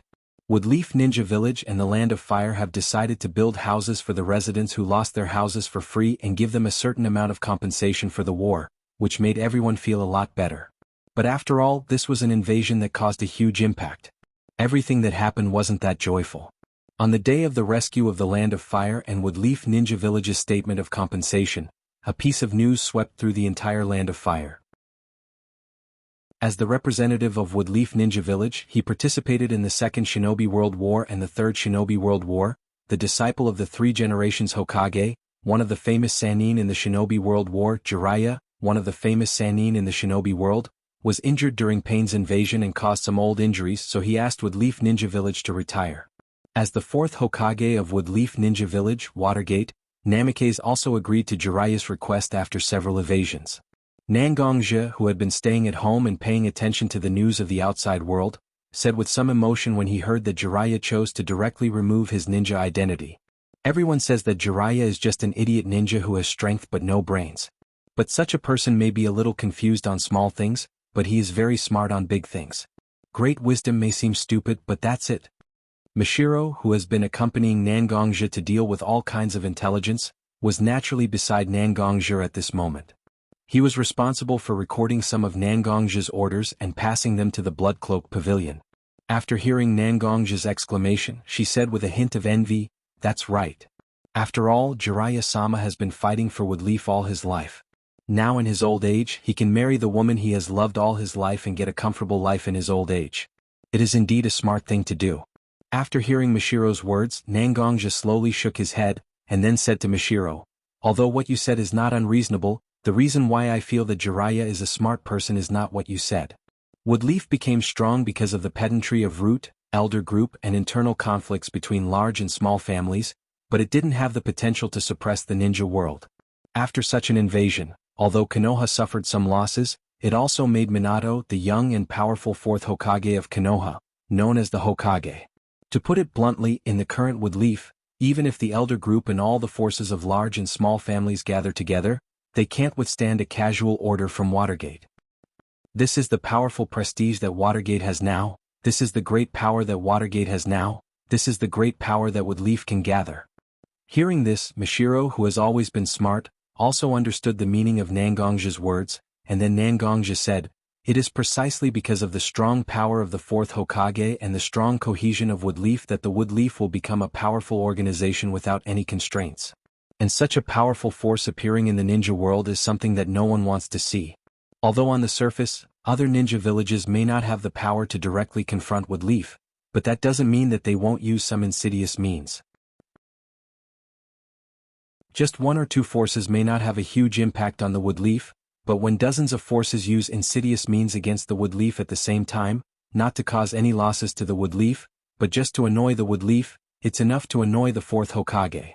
Hearing Mishiro's words, Nangonja also smiled with relief, apparently agreeing with Mishiro's point of view. People often say that there can be no construction without destruction, and only after destruction can there be construction. Indeed, after going through hardships, whether it's a person or an organization, as long as they survive the most painful period, they will definitely usher in a great burst of strength. But such a point of view is only limited to the destroyer. There are other existences in this world besides the destroyer. Seeing a new threat appear in front of them, no matter what kind of force it is, it will be absolutely difficult to accept. At this moment, Watergate has become a target to attract firepower. As long as there isn't a more threatening existence in the ninja world, Woodleaf will definitely have a difficult time in the future. Chapter 500. Woodleaf Ninja Village. In the mansion of the Senju family, Jiraiya looked worriedly at Nagato, who was lying on the bed with a circle of gauze covering his eyes. After bringing Nagato to Tsunade's house, under Jiraiya's repeated insistence, Tsunade helped Nagato connect the tendons of his hands and feet. However, because Minato was very heavy-handed and missed the best opportunity, although Nagato could move his hands and feet, he could only move. At this moment, according to the condition of Nagato's hands and feet, even if he undergoes a certain degree of rehabilitation training, at most, he can only recover to a level slightly weaker than normal people. In fact, it's not just Nagato's body that's crippled. Jiraiya's body also seriously damaged his left arm and right leg because of the previous battle with Tendo pain. Although he can walk normally now, even jumping and running are not a problem. But chakra can't be used at all. As a ninjutsu-type ninja, if his hands can't conduct chakra, doesn't that mean he's disqualified from being a ninja? A sensei and a disciple, they both became useless in almost one day. This is really a strange fate. Jiraiya took a deep look at his disciple who was lying on the bed and didn't want to move or speak. He sighed deeply and walked to the door to push it open. At this time, Nagato, who had been lying on the bed and didn't want to talk or move, said to Jiraiya with his rather weak voice, "Sensei, do you regret it?" This sentence didn't have a beginning or end, but Jiraiya didn't know why he understood Nagato's meaning. The so-called regret in Nagato's words wasn't that he resisted when he invaded Woodleaf and ended up unable to become a ninja. Nagato wanted to ask him something more distant. Nagato was asking him if he regretted saving 3 orphans, including Nagato, and training them as ninjas when he was in the Rain Country. Hearing this sentence, Jiraiya stood at the door and was a little stunned. It seemed that his thoughts were also pulled to the land that had been raining decades ago. In front of him, there seemed to be 3 children who did their best to survive in the troubled world. Finally, Jiraiya's eyes recovered. "In fact, I don't regret making you ninjas. After all, this is the only way you can save your own lives. The only thing I regret is that I didn't bring you back to the Woodleaf under the pressure from all sides. Instead, I left you in the Rain Country. Although I wasn't the one who caused your sorrows, I was the one who brought you down this path. Perhaps this is the only thing I regret, right?" Jiraiya's voice was very low, and there was even a faint grainy feeling produced by the friction of sandpaper. It could be seen that Jiraiya's mood was very unstable at the moment. After hearing Jiraiya's apology, Nagato's heart was filled with emotion. "No matter what. Thank you, teacher, for giving us 3 children the means to survive in this chaotic world. Thanks a lot. At this moment, this child is still grateful to me?" Hearing Nagato's words, Jiraiya's face had a self-deprecating smile. After all, although Nagato saved his life, he also lost his limbs and eyes. Such a humiliating life is the biggest insult for people like Nagato. His momentary kindness, he didn't expect to directly push the situation to such a point. Yes, Watergate's sudden attack was actually not in Jiraiya's calculation. At the moment when he saw Watergate, Jiraiya wanted to go directly to stop Watergate. At the moment when he brought Nagato home, the thought of simply helping Nagato and such suffering appeared in Jiraiya's mind more than once. But no matter how many times such a thought appeared in Jiraiya's mind, it was abruptly pushed back by Jiraiya. After all, as long as he is alive there is hope, right? This is why Jiraiya coaxed Tsunade to go against Watergate's will to connect Nagato's hand and foot tendons. When Jiraiya walked out of Nagato's room had fallen into a long dead silence. After all, in Watergate's view, Nagato now has no ability to move and no Rinnegan beyond human limits, so Watergate did not deploy Umbu to monitor Nagato. This is Jiraiya and Tsunade's house. What kind of Umbu can and dare to monitor day and night? It must be known that Tsunade has never been a good-tempered person. For their own ribs, for their own lives, almost no one dares to monitor Tsunade's house. So at this moment, no one noticed that a huge Nepenthes plant was slowly rising from the floor of Nagato's room. This pitcher plant wrapped a member of Akatsuki, Zetsu, who looked strange and half black and half white. Although Nagato's hands and feet haven't recovered, and Nagato's Rinnegan has been taken away, but Nagato's perception as a ninja is still there. Although Zetsu only leaked a weak chakra, as a person familiar with Zetsu, Nagato still noticed Zetsu's existence. Zetsu? Did Hoodlum send you here? Nagato's tone was very cold. Although Zetsu is also his subordinate in name, Nagato knows that Zetsu has always been with Hoodlum. Now that he has lost his ability as a ninja, Zetsu suddenly appeared by his side. With Nagato's own understanding of Hoodlum and Zetsu, Zetsu definitely didn't come here to save him this time. It doesn't matter who sent me here, what matters is the purpose of my coming here. Nagato, you know too much. I don't feel at ease leaving you in the wood leaf, so I decided to come and erase you after thinking about it several times. He has been following Hoodlum for a long time.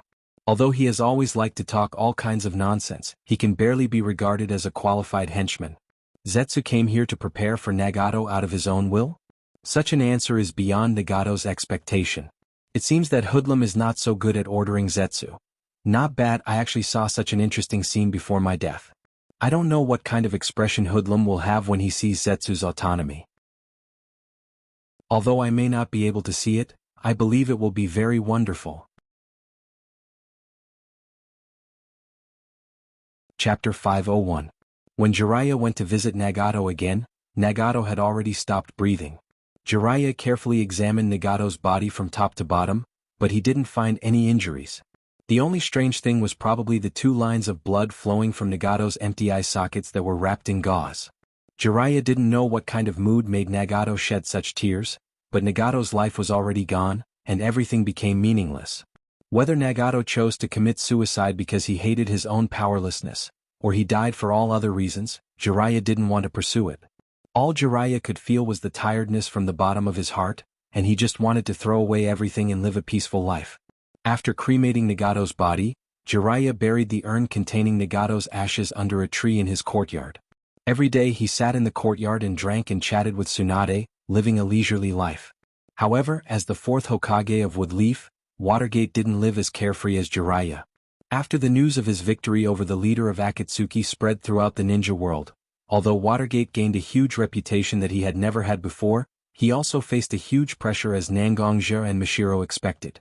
In just the last 3 days, Konoha has received nearly 100 cases of harassment from large and small forces.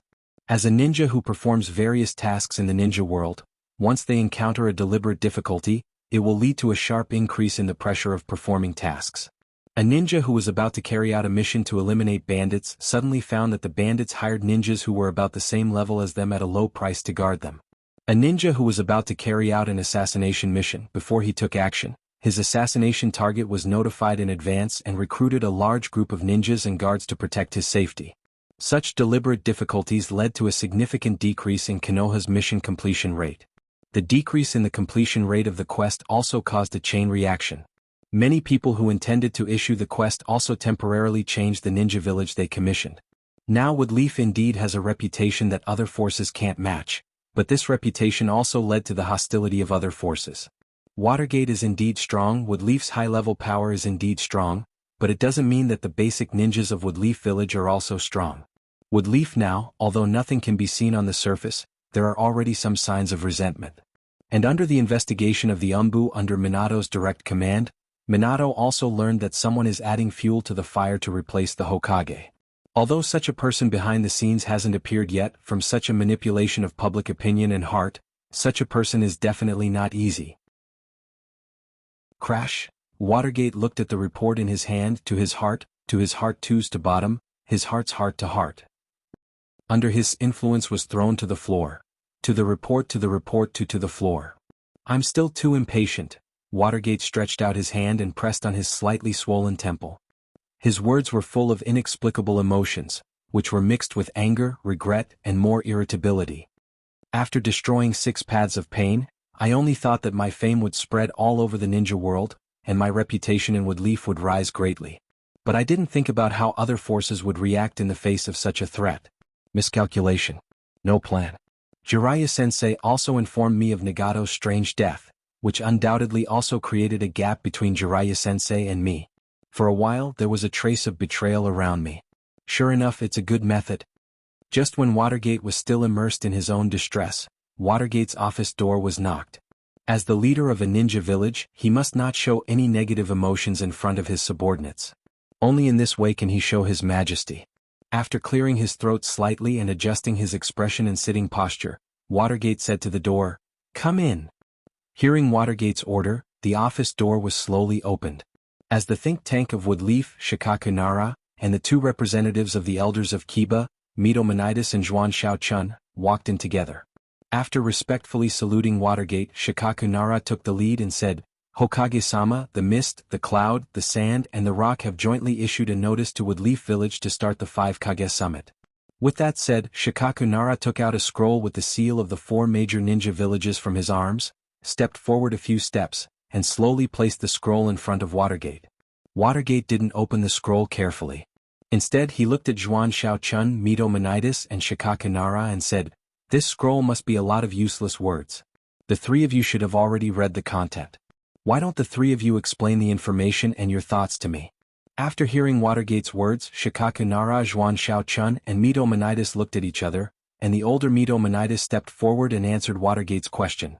Reporting to Hokage-sama, the main content of this scroll is that the Akatsuki sent our Woodleaf ninja Uchiha Sasuke to rob the Cloud Village's Hachibi column force, who is the younger brother of the Cloud Village's 4th Raikage AI. This caused the 4th Raikage to be furious, and he wants to gather the Kage of the 5 major ninja villages to discuss matters related to dealing with the Akatsuki. Uchiha Sasuke? As the 4th Hokage of Woodleaf, Watergate naturally knew Sasuke's identity and experience. He didn't expect that Uchiha Sasuke, who has been silent in the ninja world for so long, suddenly made such a big news. After a little sigh, Watergate was very keenly aware of the abnormality. The temper of Yondaime Raikage is well known in the shinobi world. Such a hot-tempered person actually thought of summoning the 5 great shinobi villages to deal with the Akatsuki. It seems he was forced to a certain extent. But now Woodleaf itself is the target of public criticism, and if they are not careful they will become the target of a trap. This 5 Kage conference is not only gathering people to deal with the Akatsuki, I think several of the ninja villages also have their own little ideas, right? Chapter 502. While Minato, Shikaku Nara, Koharu Udatane, and Hamura Mitokado were still discussing the hidden purpose of the 5 Kages conference, the temporary location of the 5 Kages conference was in the Land of Iron, the absolute neutral country of the samurai. The leader of the Land of Iron, Mifune, was sitting cross-legged on his bed. A katana was placed on his knees, as if he was meditating to exercise his will. However, Sanfun, who was sitting on the bed, suddenly opened his eyes. Although he wasn't young anymore, his movements were very swift and violent. Turning over and getting out of bed, pulling out the katana and staring at it, a series of actions were done cleanly and nimbly. Suddenly, Mifune's eyes flashed with a trace of ruthlessness, and the hand holding the katana suddenly exerted force. There was no way to see the katana unsheathing with the naked eye, but a sword light suddenly appeared in the air. This was the ultimate samurai skill, Aedo Slash. As the leader of the Land of Iron, Mifune himself was also the most powerful samurai in the Land of Iron. The Aedo Slash was originally an ultimate samurai skill, but when it was used by Mifune, it became unimaginably powerful. Just such a slash was already comparable to the attack of a Kage-level powerhouse. And Mifune himself was also very surprised by the power of the Aedo Slash he just used. Such a slash already surpassed the power of the Aedo Slash he used before. But even so, Mifune's eyebrows were still wrinkled together. Because the attack just now was beyond his usual level, Mifune didn't feel that the attack was effective. Jumping back, Mifune directly pulled away from the place he just attacked, and looked at the place he just attacked with vigilance. To be able to dodge such an attack, the person who came must not be a simple character. Mifune was used to seeing the wind and waves, and even survived under the hands of the so-called demigod, Hanzo the Salamander, so he naturally had this kind of basic knowledge. And at the place where Mifune just attacked, a person's figure slowly emerged. One of his hands was wrapped in his coat, one of his eyes was wrapped in bandages, and because it was difficult for him to move, he was holding a crutch in his hand. Looking at the figure in front of him, Mifune immediately exclaimed, "Woodleaf defector, Shimura Danzo?" That's right, standing in front of Mifune was Shimura Danzo, who had been attacked by Watergate and Nangongja and had no choice but to flee from Woodleaf village. Danzo's eyes flashed with anger and unwillingness when he heard Mifune mention Woodleaf's betrayal. He had lived his whole life for the sake of the Woodleaf. Now he was crowned with the title of Rebel Ninja. It was really ironic. But at this moment, Danzo didn't say anything to Mifune. He just walked towards Mifune step by step. Seeing Danzo walking towards him, Mifune's spirit instantly tensed up. Shimura Danzo was the disciple of 3 generations Hokage Yuan Fei. As the disciple of the second Hokage, he naturally won't be easy to deal with. Danzo obviously didn't come here to have a friendly chat with him. His murderous look made it obvious that he wanted to take his life. Mifune immediately held the katana in his hand and used the Iaedo slash on Danzo again. Danzo didn't reveal his figure just now, so Mifune didn't know how Danzo avoided his attack. But now the Iaedo slash landed on Danzo's body. The steel blade sliced through the air at a speed that was invisible to the naked eye and produced a slight whistling sound. Facing such a tyrannical attack, Danzo didn't dodge and continued to walk towards Mifune. In a moment the blade cut through Danzo's body, but Mifune didn't expect that his katana would pass through Danzo's body as if the Danzo standing in front of him didn't exist. But whether it was the dangerous aura emanating from Danzo or the feeling in his heart, it was telling him that the person standing in front of him and withstanding his attack in such a strange way was the real Shimura Danzo. While Mifune's eyes were filled with doubts, Danzo, who was walking slowly towards him, suddenly sped up and arrived in front of him almost instantly. The crutch that Danzo had been holding in his hand all this time was now raised high in the air, and like a long sword, he thrust it in the direction of Mifune. Mifune picked up his katana and placed it horizontally in the path of Danzo's attack. After all, he was a samurai who specialized in swordsmanship. Compared to a ninja like Danzo, he was better at close combat. In an instant he saw through Danzo's attack.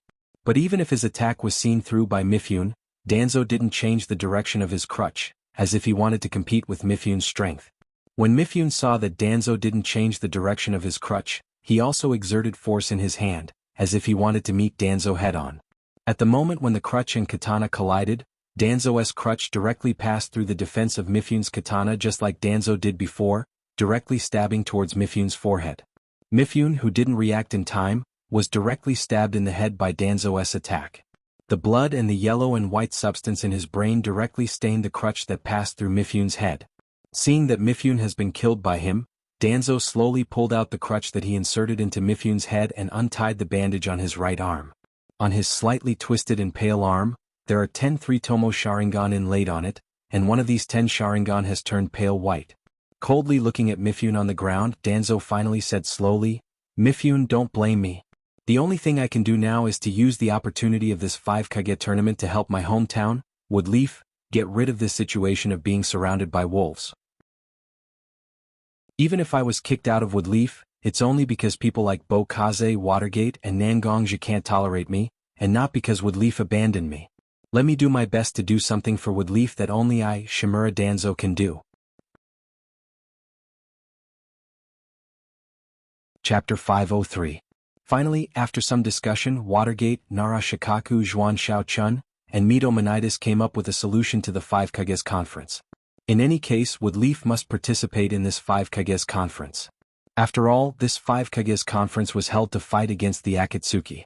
Woodleaf, as the ninja village that suffered the most damage from the Akatsuki, and also the ninja village that caused the most damage to the Akatsuki, Woodleaf must not be evaded. Since they can't evade, then they must face it bravely. It's nothing more than dealing with every move that comes their way. Based on the fact that during this period of time, those big and small forces only dared to secretly use some small means to make Konoha feel disgusted. Presumably, nothing too excessive will happen in this 5 Kage summit. The people who participate in the 5 Kages conference can bring 2 personal guards. Generally speaking, they will bring 1 person with superior strength and 1 person with superior intelligence to participate in the 5 Kages conference. But the personnel can't be transferred so casually. After all, a Kage leaving the village still has to leave a certain amount of defense force for the village. After careful consideration, Watergate finally decided on his 2 followers. People who can use their brains are very easy to find. In the Nara clan, there is a ready-made existence with wisdom far beyond ordinary people, Nara Shikamaru. But as a follower who can show off his strength, it's not so easy to find. After all, almost all of Woodleaf's high-end combat power has received missions to earn rewards. in order to offset the malicious influence of other forces. As for the few ninjas left in Woodleaf, Watergate can't choose them to participate in the 5 Kages conference. After all, Woodleaf itself has to leave some guards, right? When Watergate, Zhuan Xiaochun, and Mito Menitis were still thinking about the second follower, Nara Shikaku opened his mouth and then closed it again. Seeing Nara Shikaku's hesitation, Watergate said to Nara Shikaku, "Shikaku, if you have someone in mind, you can say it. After all, it's not easy to decide on a candidate. If you think of a suitable candidate, you can also say it." Hearing Watergate's words, Zhuan Xiaochun and Mito Menitis also turned their heads and looked at Nara Shikaku. They want to see what kind of suitable candidate Nara Shikaku can propose that won't lose the face of Woodleaf. Seeing the three looking at him together, Shikaku's face flashed a trace of helplessness. Then he said to Watergate, "So we decided to let my son, Shikamaru Nara, who doesn't have a big reputation in the shinobi world, as a member of the entourage, then the other person must already have a big reputation in the shinobi world. And such people in Woodleaf can be counted on one hand. It's nothing more than Sharingan Kakashi, Blue Beast Mike Guy, and if one level up, then it's naturally Woodleaf Sannin or Woodleaf Yama." When Nara Shikaku said the name Woodleaf Yama, Zhuan Xiaochun and Mito Menitis' eyes flashed with light. Yes. Why did they forget about such an existence? Although Nangongja wasn't that famous among the younger generation, Nangongja wasn't that famous. But for all the ninjas who participated in the Third Shinobi World War, Nangongja is a star that can't be ignored. Whether it's Nangongja's casual killing method on the battlefield, or his excellent leadership skills in the war after that, Nangongja is one of the best. Although Nangongja has been living in seclusion in the past few years, once such a strong person comes out again, it's a big news for the ninja world and Woodleaf village. And Nangongja, who is close to a killing star, coming out again is enough to suppress some people who have evil intentions and want to bite off a piece of meat from Woodleaf village. It's really a win-win situation. Anyway, Nangongja has been living in seclusion in the Woodleaf village for the past few years. As a Woodleaf ninja, he hasn't contributed to his village. Now that the Hokage and the elders have given orders to Nangongja, a Woodleaf ninja, Nangongja has a reason to resist? But compared to the excited Zhuan Xiaochun and Mito Menitis, Watergate's face had a somewhat inexplicable strange smile. After all, Mito Menitis and Zhuan Xiaochun don't know, but as his confidant, Shikaku Nara should understand the close relationship between Nangongja and Woodleaf village. If he wants Nangongja to agree to his conditions, he must pay a price, and it's an extremely high price. Isn't it a bit of a loss just to let Nangongja go out? Hokage-sama, Shikaku Nara's words are reasonable. Hokage-sama, please consider it carefully.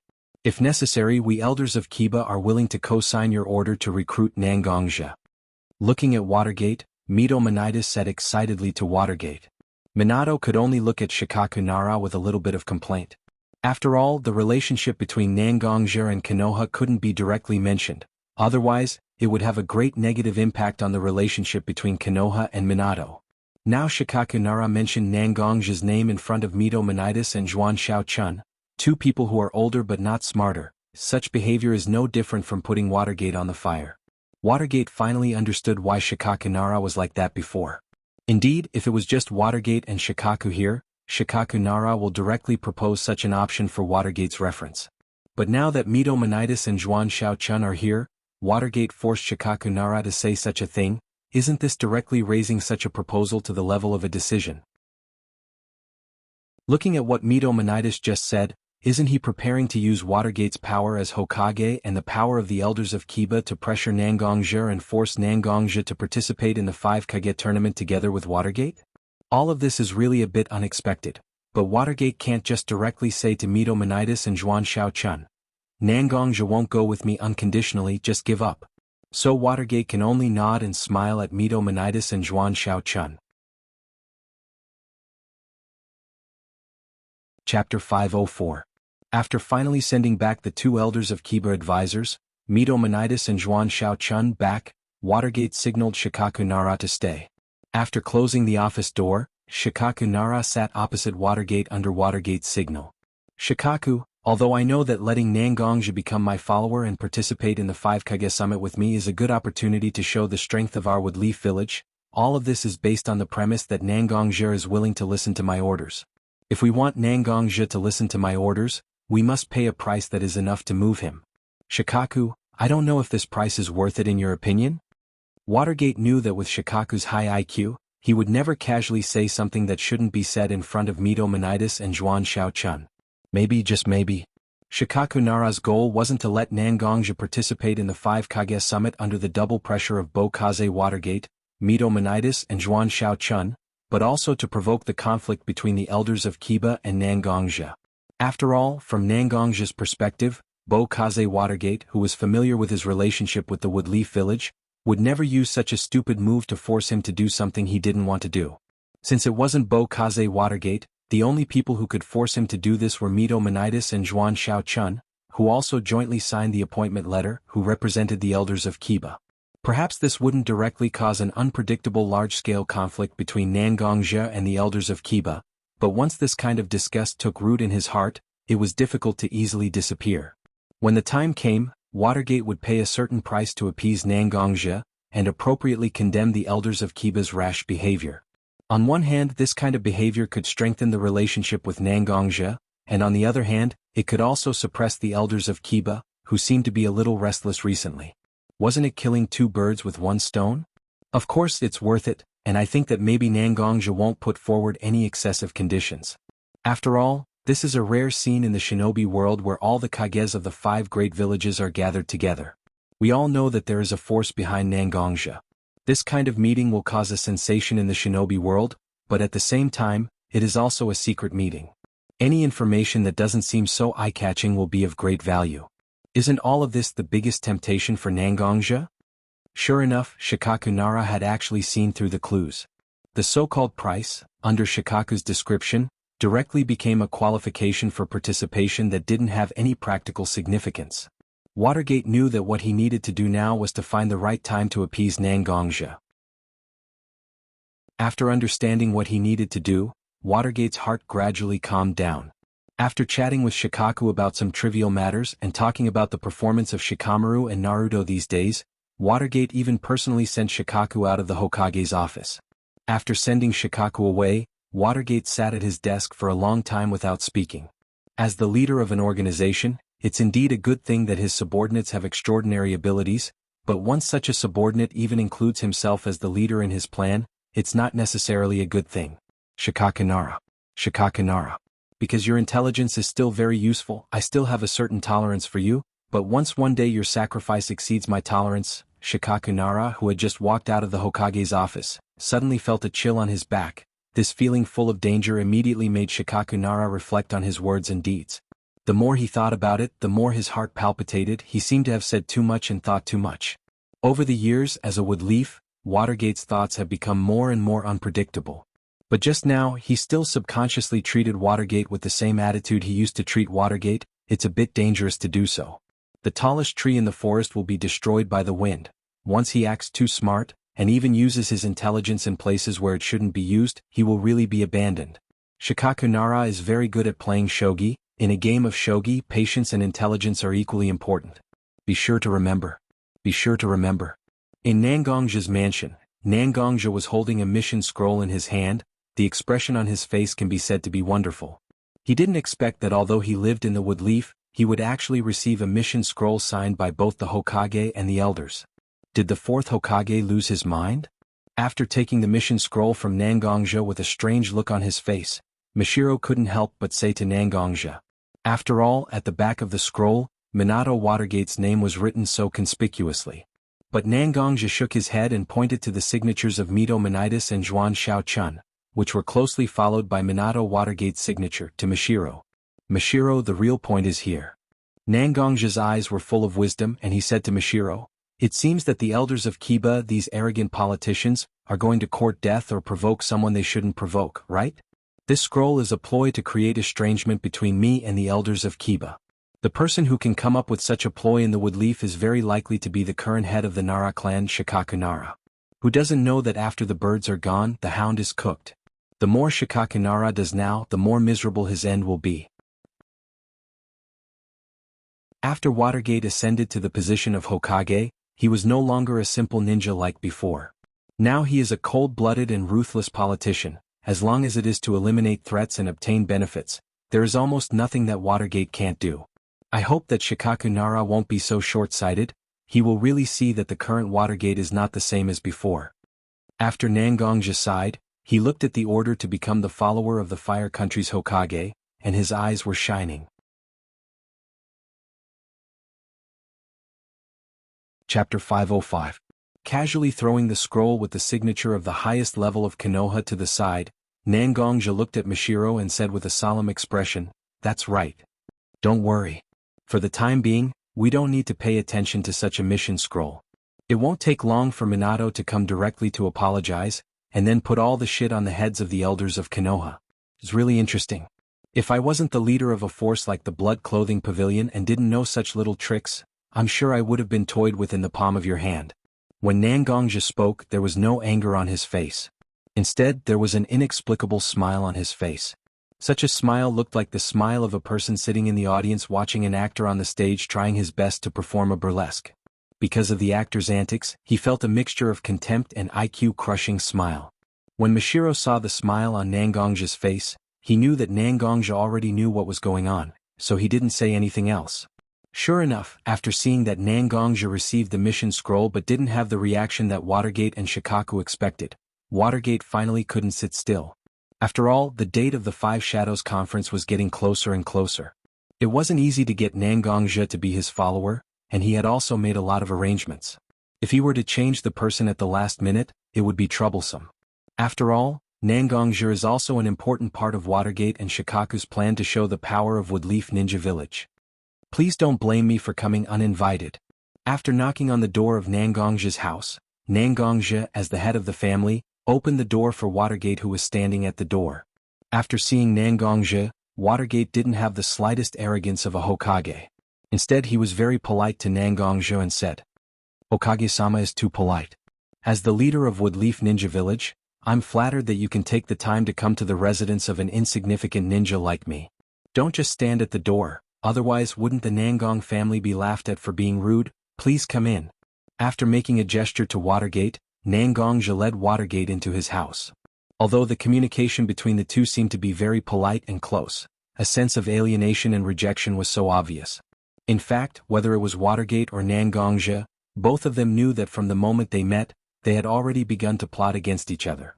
But whether it was Watergate or Nangongja, they didn't exclude this kind of behavior from each other. After all, whether it was Nangongja or Watergate, both of them stood at the top of power. Although it doesn't sound good, in fact, it was a behavior that could never be avoided. In order to get the benefits they want, everyone will, intentionally or unintentionally, calculate others or themselves. All of this is understandable. Nangongja and Watergate walked into the living room together. At the same time, the two of them tacitly didn't mention anything related to the Five Shadows Summit. Instead, they began to chat about their daily lives. From the situation at home to Naruto's performance these days, the two of them were waiting to see who could resist the desire in their hearts more. It turned out that Watergate was indeed slightly inferior. It wasn't that Watergate's temperament was much worse than Nangongja's, it was just that the two of them faced different things. For Nangongja, the so-called Five Shadows Summit was indeed somewhat valuable. However, even if he didn't go, it wouldn't be difficult for him to find out what kind of agreement was reached in this summit with the help of the Blood Garment Pavilion's intelligence collection system. But it was different for Watergate. During this period of time, various methods from large and small forces had been used openly and secretly. In fact, Watergate was already a little tired of dealing with them. The incidents caused by these people may not be a big deal, but each one was more troublesome than the previous one. As the Hokage, Watergate couldn't let his energy be tied up in these trivial nonsense. Watergate really needed a ninja like Nangongja, who was beyond the ordinary Jounin level, to establish the scene of Woodleaf being full of talents and masters. Watergate couldn't help but look at Nangongja, who was sitting opposite him with a calm expression. He didn't know why, but there was a feeling of humiliation in his heart. After all, Watergate, who was in a high position, actually had to beg others. This was unacceptable for the proud Watergate, but he had been forced by the current situation to lower his proud head. "I came this time not only to chat with you, but also to apologize to you." Hearing Watergate's words, Nangongja's heart flashed a trace of understanding. The real show had just begun. Although he already understood Watergate's meaning, Nangongja couldn't show such emotions. After all, it was simply a direct slap to Watergate's face. "I don't know why the Hokage came to apologize to a nobody like me. I don't think the Hokage has anything to apologize to me." Nangongja was very respectful to Watergate, as if he really didn't understand why Watergate would apologize to him. Watergate knew that Nangongja actually didn't care whether he was willing to apologize or not. What Nangongja wanted to know was what price he was willing to pay. Watergate, who had the idea of getting something for nothing, what price could he offer to make Nangongja move? In fact, Minato had already discussed the countermeasures with Shikaku Nara before coming here. According to the investigation of the Woodleaf Umbu, the original root leader, Woodleaf trader Shimura Danzo was in the Land of Iron a few days ago. The Land of Iron is the designated location for the 5 Kage Summit. Although it's not completely certain what Shimura Danzo's intentions are, Shimura Danzo himself is a person who won't act until he sees a rabbit. There must be a reason for him to appear in the Land of Iron. Yes, Nangongja may not care about anything, but for the Woodleaf trader Shimura Danzo who destroyed his stable life and kidnapped his family, he must have great hostility. Once he hears Danzo's movements, Nangongja will certainly not be able to maintain his current calm state of mind. It has to be said that Shikaku Nara is really a genius. Chapter 506. After hearing Danzo's name, Nangongja remained calm, but Mashiro, who had been sitting beside Nangongja and Watergate, had a strange expression on his face. Although Mashiro had deliberately buried the fact that she was sent to Nangongja's side as a member of Root to monitor him, she had to admit that this matter was a heart-wrenching pain for her. She might not show it on her usual self, but once someone mentioned it, she definitely couldn't remain calm. Looking at Mashiro's slightly pale face and his trembling hands, Nangongja couldn't help but feel distressed. Because Mashiro didn't receive any ninja training when he was en route, he only received training as an intelligence officer, so he didn't have much access to information. Almost everyone en route had received the seal of Tongue Bane, but it wasn't used on Mashiro. But almost all the brainwashing processes en route were used on Mashiro, and the fear of Root was deeply rooted in Mashiro's heart. Even now, Mashiro was very emotional that he was able to overcome the fear in his heart and chose to stand on Nangongja's side. Just when Mashiro's heart was still trembling, a warm feeling suddenly wrapped around Mashiro's trembling hands. This warm feeling went straight from Mashiro's arms to Mashiro's heart, and this warmth directly restored Mashiro's usual calm and intellectual feeling. Mashiro knew that this kind of reassuring strength could only come from one person, and it was the person who pulled him out from Root and allowed him to live an ordinary and happy life, his Miyagi, Nangongja.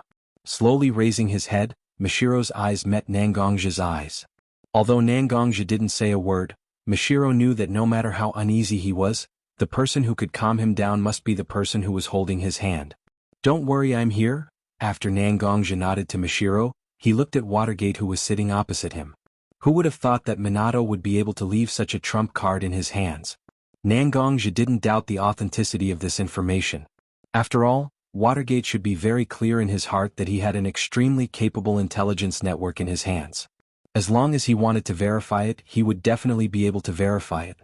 Although he had a grudge against Watergate for using such a method in front of Mashiro, Nangongja couldn't understand Watergate's actions. After all, Mashiro's direct action was more powerful than passing this kind of information directly to him. Watergate knew how much he cherished his family. Starting from what he cherished the most, Watergate had indeed matured into a qualified politician, and wasn't as stubborn as before. "I'll go to the 5 Kages tournament, and I'll accept the title of a follower. But I'll just show my face there, I won't make a move. Even if I make a move, it will be because of Danzo, this is my condition." Hearing Nangongja's words, Watergate's face also hung a smile.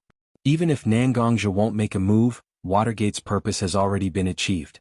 If he really needs to fight, in fact, Watergate himself is very confident that he can survive among the 4 Kages. If Watergate uses Sage Mode, everything will end faster. So things like fighting don't need Nangongja's direct participation. Watergate only needs Nangongja's reputation in the ninja world. After a brief discussion with Nangongja about the matters related to the 5 Kages tournament, the meeting place and the departure time, Watergate left Nangongja's house with satisfaction. After seeing Watergate off at the gate, Nangongja slowly walked back to his house. Mashiro was sitting in the living room at the moment. Although Nangongja temporarily comforted Mashiro, such a thing involving a very deep psychological problem can't be solved in a short time. After Watergate came, Little Linger and Nangong Ro, who have been hiding in their rooms, both came to Mashiro's side. The two girls hugged Mashiro, who has always been like an elder sister, and softly comforted him. Nangongja also nodded after seeing this. Nangongja knows that comforting people like this is not something he is good at. Since Little Linger and Nangong Ro have taken on this task, it is naturally better. Nangongja directly returned to his room and picked up the Heaven's Retribution sword that he placed on the shelf. He casually picked up a soft white cloth and began to slowly wipe the Heaven's Retribution sword's pitch-black spine with some cracks. Although there was a cloth between them, Nangongja could still clearly feel the cold touch of the Heaven's Retribution sword. Could it be that Nangongja wasn't angry at all? Of course not. In terms of hatred for Danzo, Nangongja was not weaker than anyone. However, at that time, Watergate was sitting opposite him, and Mishiro was sitting beside him. At this time, Nangongja absolutely can't lose his mind. Therefore, Nangongja forcibly suppressed the anger in his heart. On one hand he could make Mishiro feel at ease, and on the other hand he could make Watergate unable to see through his thoughts. It was only when there was no one around him that Nangongja was able to let out all the emotions in his heart.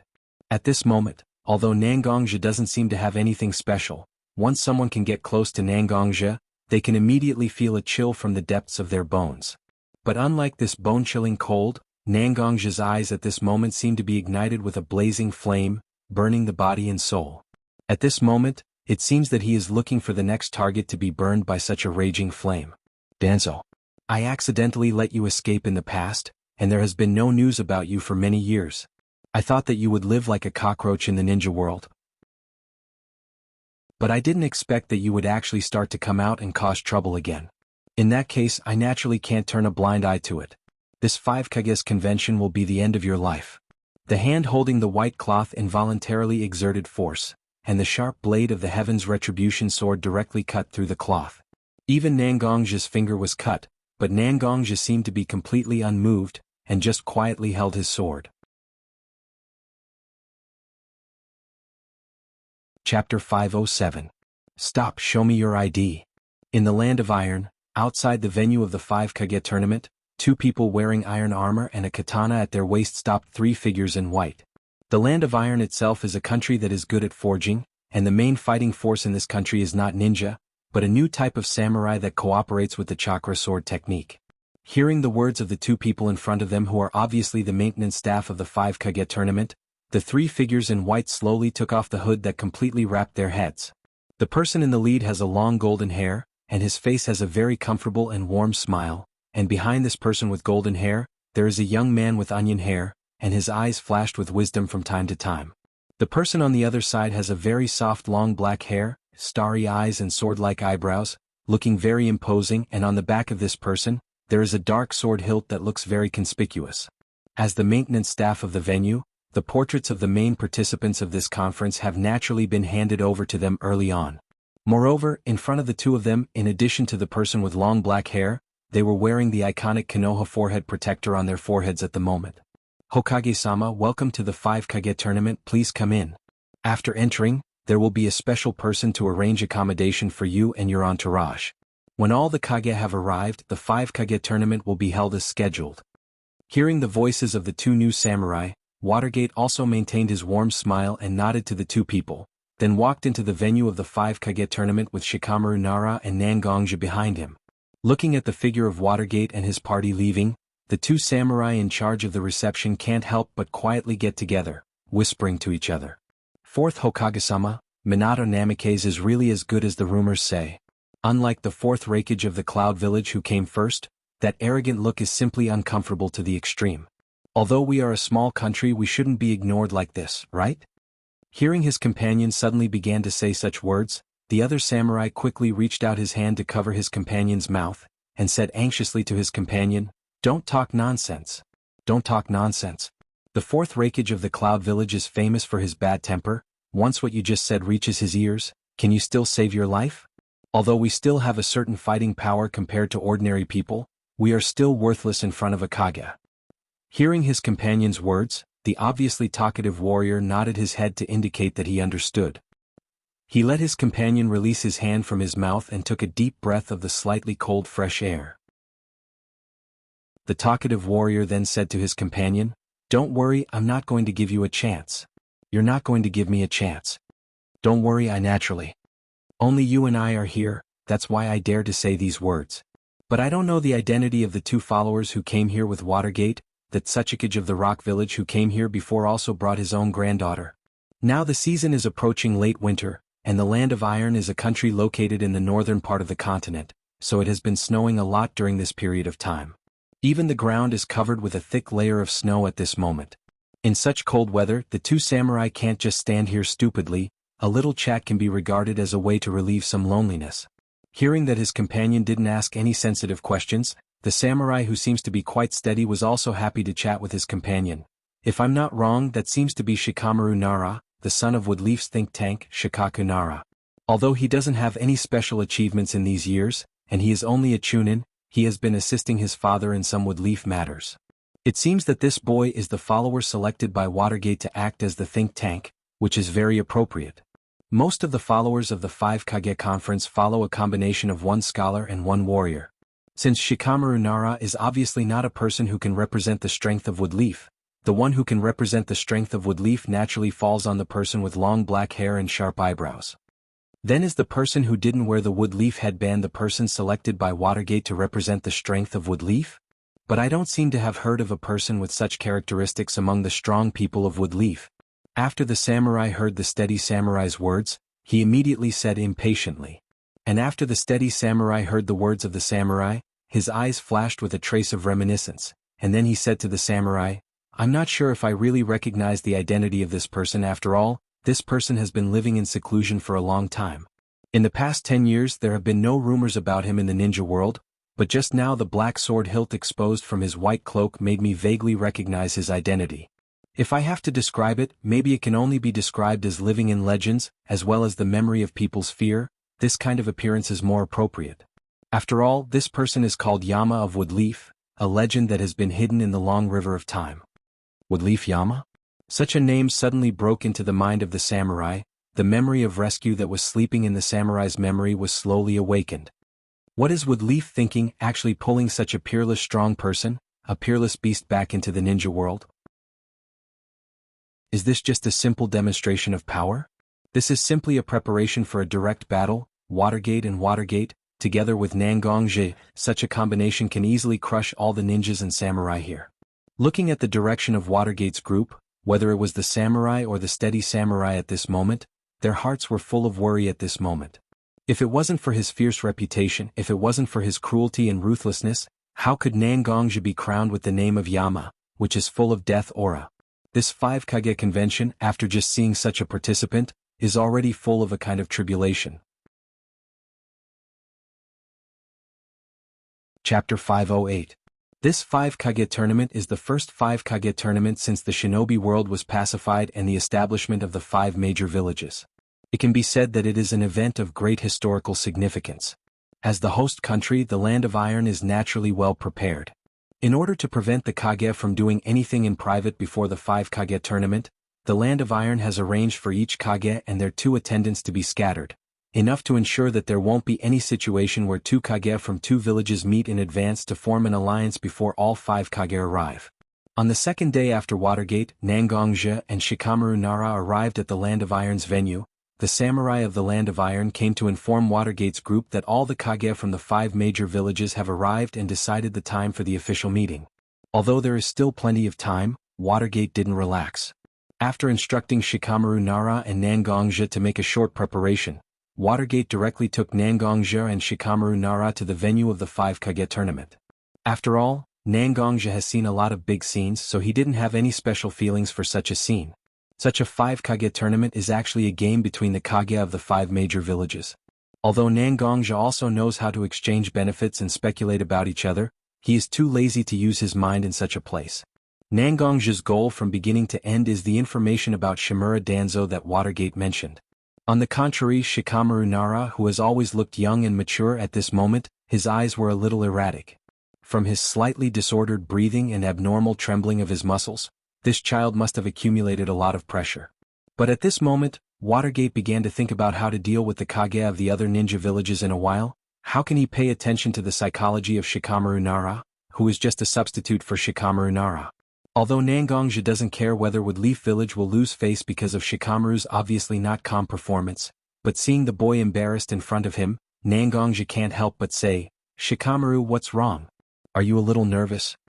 Hearing Nangongja's words, Shikamaru's was like a child who had just done a prank and was suddenly discovered. An indescribable embarrassment filled Shikamaru's face. But after all, he was a member of the Nara family. Naturally, he quickly discovered his gaffe and concealed his emotions. Shikamaru said to Nangong Tetsu. "Thank you, Nangong-sama's concern, I didn't," Shikamaru said halfway, but his eyes met Nangongja's eyes. Shikamaru thought that his loss of self-control would be disdained by Nangongja, but at this moment, Nangongja's eyes were only filled with endless calmness and a little bit of concern. Shikamaru Nara's words that he wanted to cover up were all suppressed in his stomach. After nodding helplessly, Shikamaru said to Nangongja, "Nangongja, I'm sorry to let Nangong-sama see this. After all, although I help father to deal with some insignificant woodleaf affairs, but this kind of meeting with the 5 most powerful people in the ninja world really makes me feel inexplicable fear in my heart. After all, I'm not only a junior from the Nara clan, but I also represent the new generation of woodleaf. To be honest, I'm very afraid that because of some of my actions my companions and woodleaf will lose face." Shikamaru's words were very serious. It takes a lot of courage to say all the fear and uneasiness in his heart.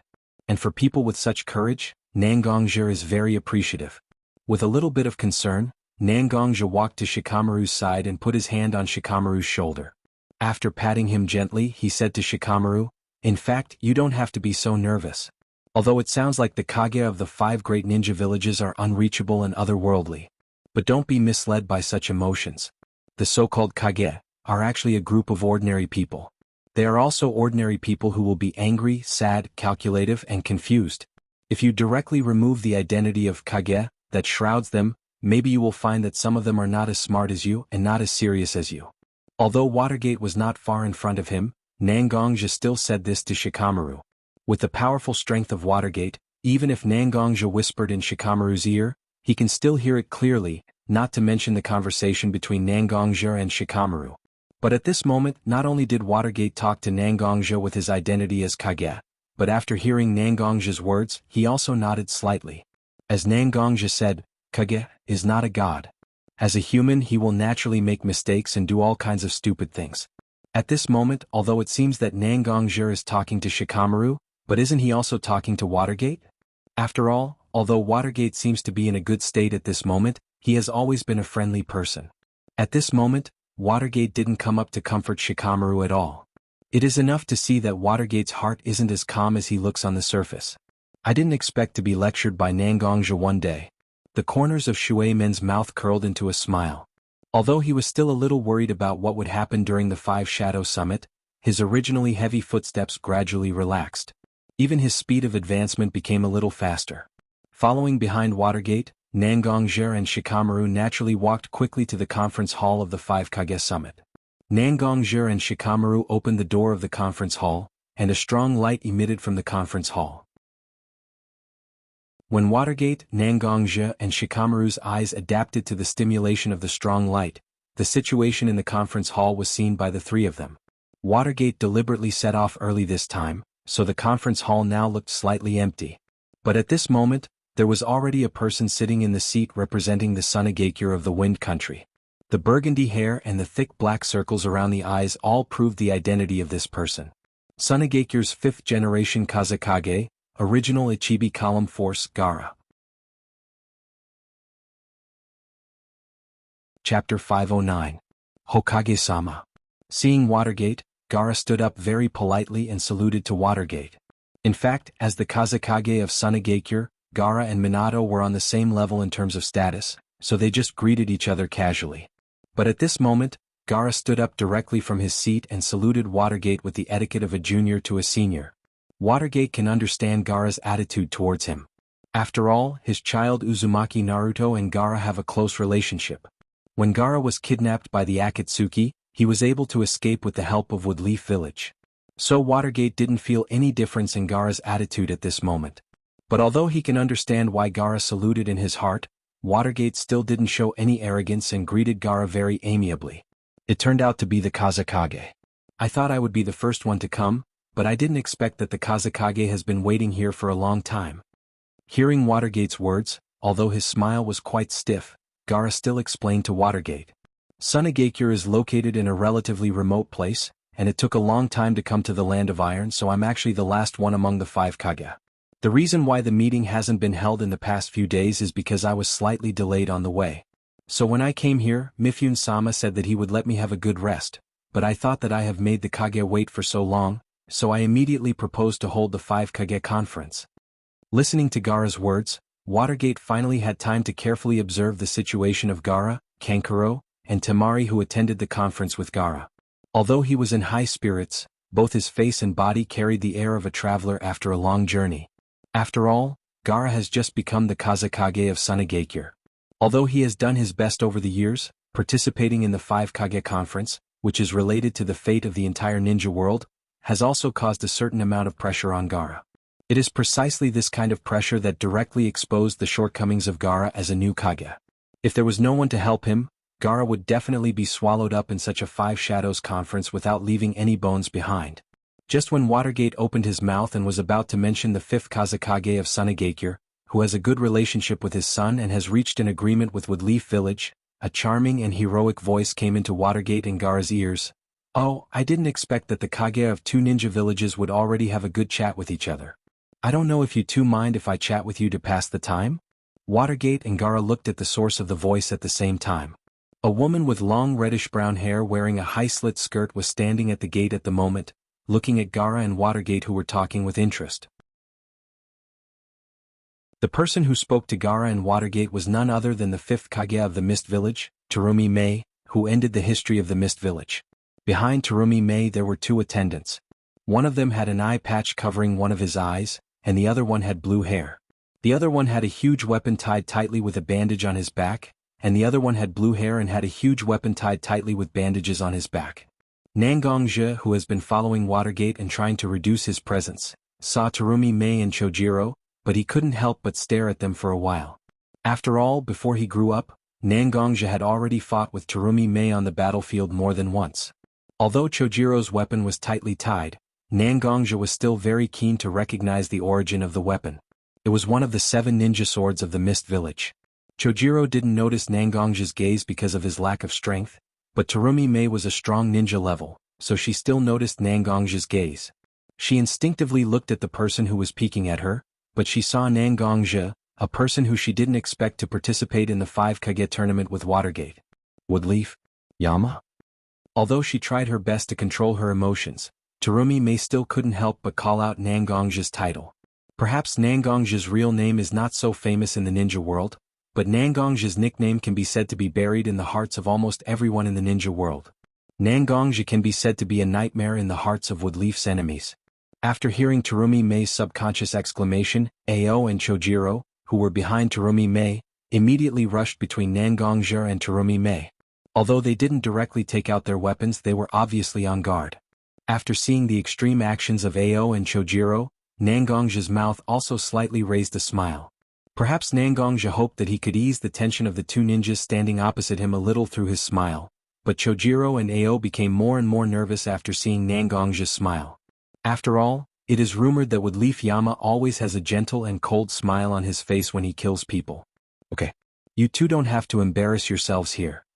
Seeing the slightly extreme reaction of her subordinates, Terumi Mei finally adjusted her emotions and stopped the 2 men standing in front of her, then slowly walked forward a few steps to Nangongje and said to Nangongje, "It's really been a long time. There has been no news about you over the years. I don't know how many people said that you have lost your life for some reason. But I know that you will not lose your life so easily. After all, you are one of the few men in the world that I, Terumi Mei, approve of."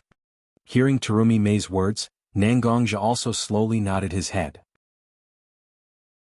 In this world, the people who are most likely to sympathize with each other are not friends, but their former enemies. Such a person who racked his brains to study your experience and your thoughts in the middle of the night just to defeat you, isn't he the person who is most likely to sympathize with you in this world? Chapter 510. Indeed, I haven't seen you for a long time. But today's protagonist isn't me. After the 5 Kage tournament is over, you and I can catch up. In the past, we were always enemies and you and I didn't even sit together to drink tea and chat. Obviously, the Kage of his own village was right beside him, but Nangongje still made an agreement to chat with the Kage of another village. If such behavior was really seen by a narrow-minded person, they might think that Nangongja was already disloyal. However, Watergate stood on the side and watched Nangongja and Terumi Mei talking. He didn't feel any anger at all. On the contrary, he felt very gratified that Nangongja met his old friend. Gara and the two followers who followed Watergate looked at Watergate with admiration, but Watergate was actually a little unhappy in his heart. After all, although he knew that Nangongja's heart wasn't on the wood leaf, and he couldn't directly order Nangongja as he would his subordinates. However, Minato was nominally the strongest person in his shinobi village, and he used all his means to invite him to support his shinobi village. Now he was talking happily with the kages of other shinobi villages, which really made Minato very uncomfortable. But at this moment, Watergate's mind and calmness have been shown incisively and vividly. After all, as a mature person, as a qualified kage, hiding his emotions well and showing the most appropriate state is the greatest growth that Watergate has gotten after being a kage for so long. Of course, this atmosphere that made Watergate feel uncomfortable didn't last long, because as the organizer of the 5 kage tournament, Mifune, the samurai leader of the Land of Iron, along with Inoki, Sandame, Tsuchikage, and Inoki, the 4th Raikage of the Cloud, walked together to the venue of the 5 kage tournament. Seeing that all the kages of the 5 great ninja villages had arrived, Watergate, Terumi Mei and Gara, who were standing together just now, also sat separately in their seats, waiting for the official opening of the 5 kage tournament. Mifune slowly walked to the open space in the round table that belonged to the 5 kages. Seeing that all the kages of the 5 great ninja villages had taken their seats, he began to slowly say, "Today is a day that is worthy of being engraved in the history of the shinobi world, because today is another important 5 kage tournament hosted by the god of shinobi, Senju Takuma, after the establishment of the 5 great ninja villages. Presumably, the 5 kages who received the invitation already know the reason for this 5 kage tournament. Under the distribution of Senju Takuma-sama, the 9-tailed beasts that belong to different ninja villages, but now only the 9 tails that belong to Woodleaf Village is still in the hands of Woodleaf Village.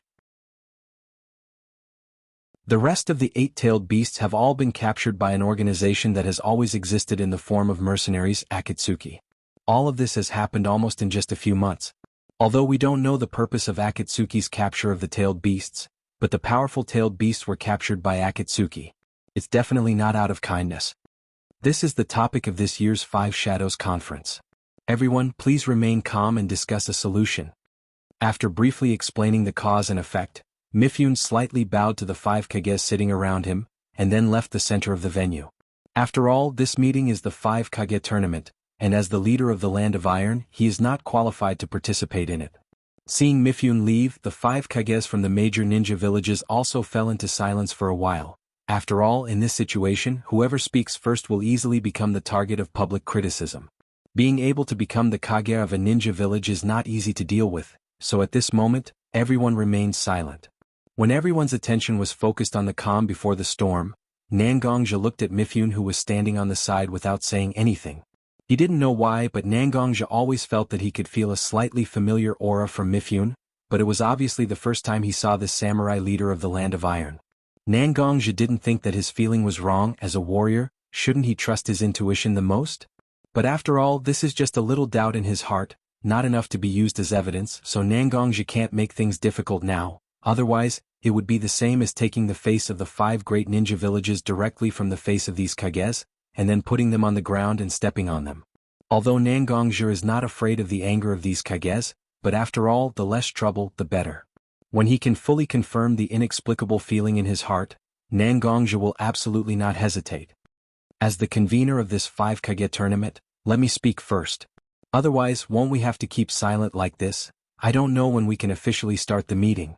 The 4th Raikage AI has a fiery temper. Compared to the other kages, he didn't like this atmosphere, so he took the lead and said, "The Nibi and the Hachibi, Column Force, Yujito Nibi, and Killer Bee have been forcibly taken away by the Akatsuki. Yujito Nibi is an outstanding ninja of our ninja village, and Killer Bee is my sworn brother. These 2 people were directly taken away by the Akatsuki. It made me very angry. After some investigation, I found that the Akatsuki not only took away the ninjas of our Kumo Shinobu village, but also the 5th Raikage and more bijou. This made me realize the seriousness of the problem, so I gathered several kages of various ninja villages here to discuss how to deal with the threat of the Akatsuki." The 4th Raikage AI has a fiery temper, but this time his speech was reasonable, and even in such a process he didn't show too much of his anger. This is not because he suddenly changed his temperament, on the contrary, because he attached enough importance to this matter, so he restrained his temper and said to the other Kages. After the fourth Raikage AI finished these words, everyone also couldn't help but look at the fourth Raikage Bokaze Watergate, who was sitting calmly in his seat. After all, Bokaze Watergate defeated the 6 paths of pain and successfully guarded the wood leaf. With such a record, it's impossible to not gain anything, right? Chapter 511. After discovering that the eyes of the 4 Kage were looking at him, Watergate knew that he couldn't continue to remain silent, so Watergate slightly cleared his throat and stood up from his seat. Watergate, who obviously stood up under the gaze of the 4 Kage, looked very calm at the moment, as if he had already expected such a development. After tidying up his collar, Minato finally opened his mouth and said, "Don't worry. We Wood Leaf do have a deep understanding of the Akatsuki organization. It is precisely because of this understanding that our Wood Leaf Ninja Village is more clear about what kind of dangerous organization Akatsuki is. In our information, we have roughly figured out the composition of the Akatsuki organization. Although the Akatsuki organization has a large number of ordinary members, but standing at the top of it, there are 10 who have their own title and can wear the Akatsuki signature black robe with red clouds." After saying that, Watergate suddenly stopped his mouth, looked around the other 4 Kage sitting on the seat with his eyes, then continued, "In fact, the 10 members standing at the top of the Akatsuki organization actually have a certain relationship with 4 of our 5 great ninja villages. Akatsuki organization's South Kisame comes from the Mist Village of the Land of Water, Jade, Sasori comes from the Sand Village of the Land of Wind, Blue, Deidara comes from the Iwagakure of the Land of Earth, and Juu, Itachi Uchiha and Kong Orochimaru come from our Wood Leaf Village. In addition to the above few ninjas who have a relationship with the 4 great ninja villages, there are also Zero Pain and White Conan who belong to the Rain Village of the Land of Rain, Kitakazu Kakazu who belongs to the Waterfall Village of the Land of Waterfall, and Mitsui Haiden who belongs to the Yukagura of the Land of Spring.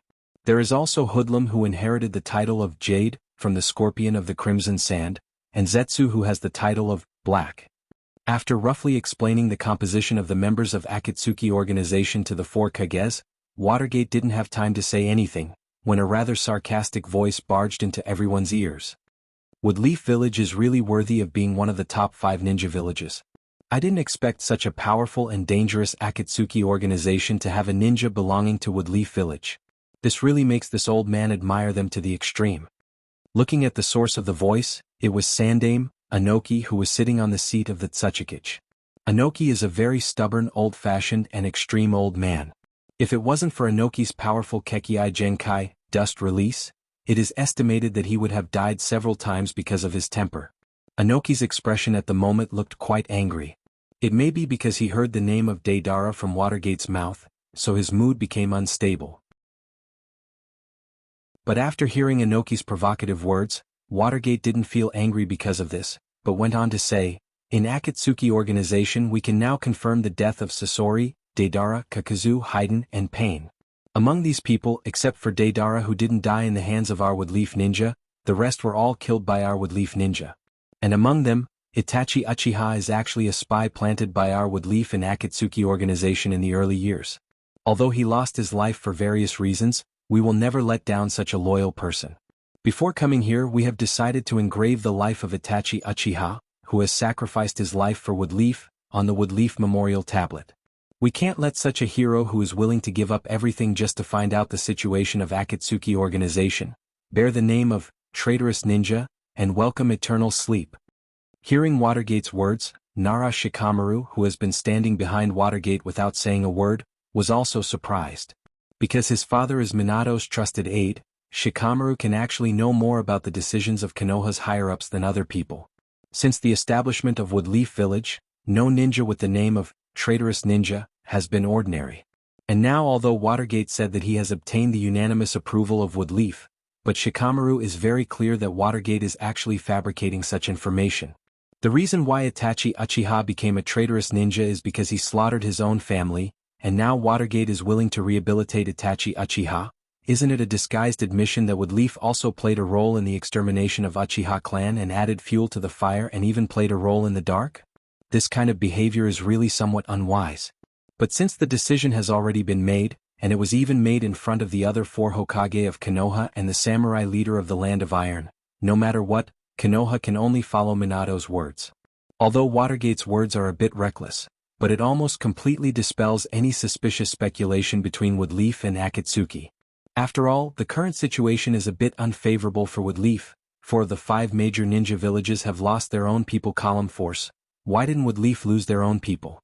The 4 ninja villages have more or less suffered a big loss in the hands of Akatsuki. Why only Woodleaf village can defeat the invading enemy, and even directly kill the leader of Akatsuki? Although all of this can be explained by the strength of Woodleaf, but such an explanation is really difficult for the other 4 Kage to believe.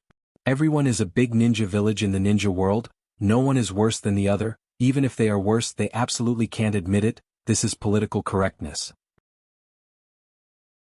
After seeing that Inoki made things difficult for Watergate and was directly slapped in the face by Watergate, Yandame Reikage, who was the convener of the meeting, also spoke. Sandame Tsuchikage, don't ridicule others like this. I have received information that Iwagakure once hired Akatsuki. I don't know if you can explain to us what kind of deal you made with Akatsuki? Reikage was the convener of the meeting, and he also hoped that this meeting can get some results, and not become a complaint and wrangling between the 5 major ninja villages, so after seeing Sandame Tsuchikage and Inoki's behavior, he can only say such words to shut Inoki's mouth. Chapter 512. After hearing Yandame Reikage AI's words, Inoki, who originally wanted to say something, was directly choked by such a reprimanding question. But for such words, Inoki can't completely ignore it, but he must say something to express his attitude, just like Watergate, who would rather smear Woodleaf's reputation and completely disassociate himself from the Akatsuki. Everyone knows that although the Akatsuki was secretive before it was exposed, it can be regarded as a mercenary organization with good credibility. Not to mention our Iwagakure, who dares to say that we have nothing to do with a mercenary organization like the Akatsuki. It's just a matter of one giving money and the other completing the mission. Such a transaction is not worth discussing. Although Inoki's words still had some hidden hostility, the other Kage sitting in their respective seats were speechless. There are many things that can't be done by the ninjas of their own village, so a mercenary organization like the Akatsuki that only recognizes money regardless of the mission content has become the best choice for everyone. This in itself is a tacit thing between everyone, and now that it was suddenly said out loud, it made everyone a little embarrassed. Looking at Inoki's style, Mifune, who was standing on the side and watching the reaction of all the Kage, also flashed a trace of light in his eyes. Inoki is really a person who acts quite similar to him. Just when the meeting fell into an awkward silence for a while, a space vortex slowly appeared in the center of the venue, and a somewhat frivolous voice drilled into everyone's ears. Oh my, this is really an eye-opener. He thought that the 5 Kage's conference would be a serious meeting, but he didn't expect that the 5 people sitting here, who represented the pinnacle of the ninja world, were like aunties quietly arguing in the morning market. If they weren't exposing each other's shortcomings, then they were talking nonsense and shirking responsibility. It was really surprising. A group of people like you, how can you stop our Akatsuki's plan?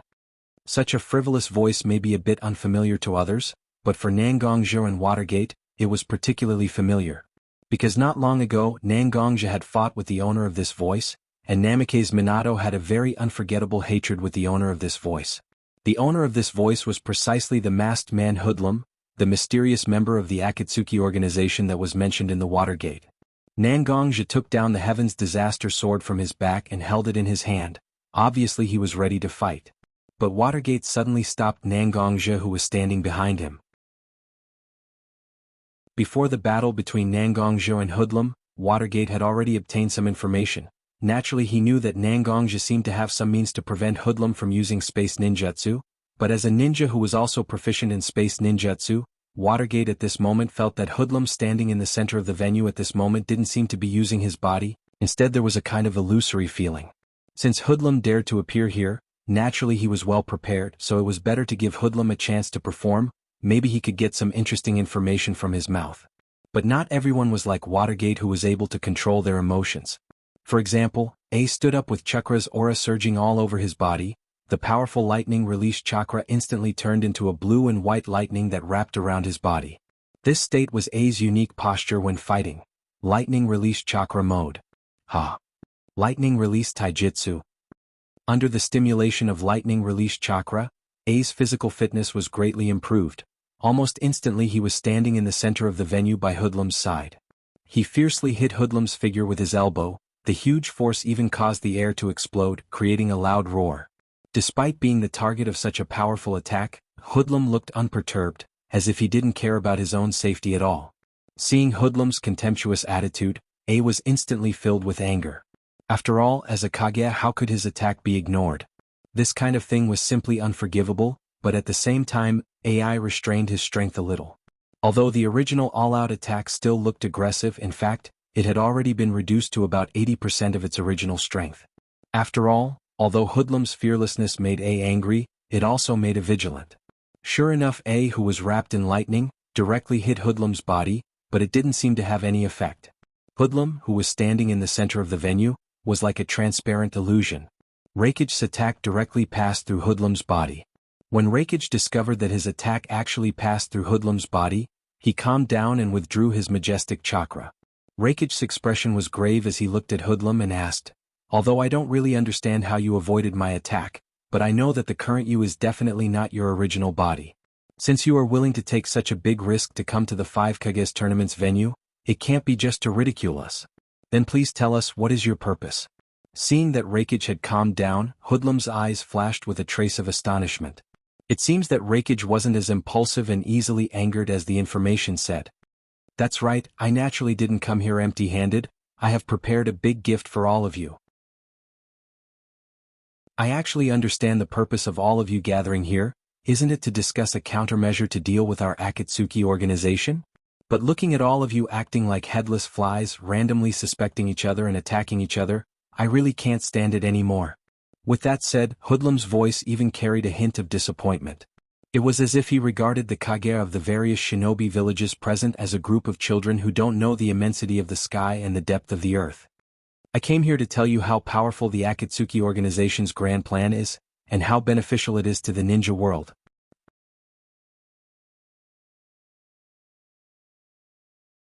Chapter 513. In ancient times, human beings were still in an uncivilized state, and every day, endless battles broke out in the world.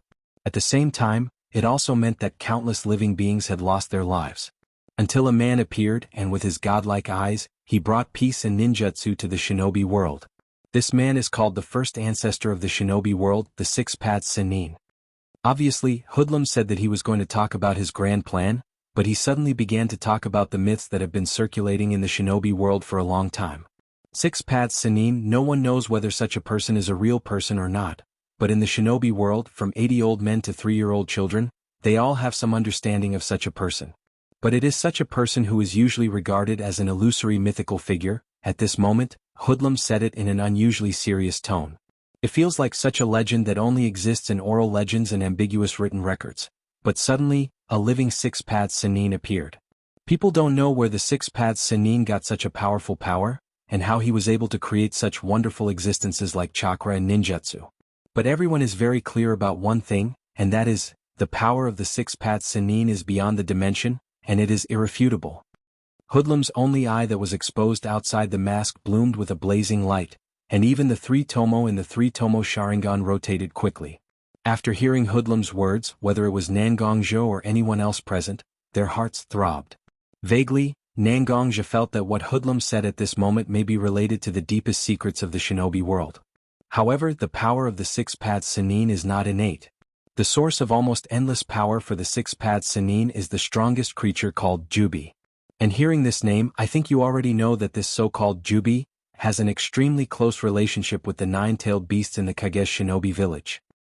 The so-called 9 great-tailed beasts are actually formed after the power of the 10 tails was dispersed. Just the scattered power can become the trump card in the hands of the major ninja villages. Then how powerful is the real Jubi? The purpose of our Akatsuki organization collecting tailed beasts is to let Jubi reappear in the world. After hearing Hoodlum's words, the 4th Raikage AI said to Hoodlum, "So your goal is to summon the 10 tails and become its human column force?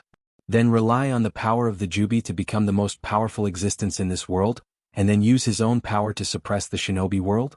In the ninja world, the power of a bijou cannot be directly used. If you want to use the power of a bijou, you have to seal the bijou in the body of a ninja, and then use the power of the bijou through the seal."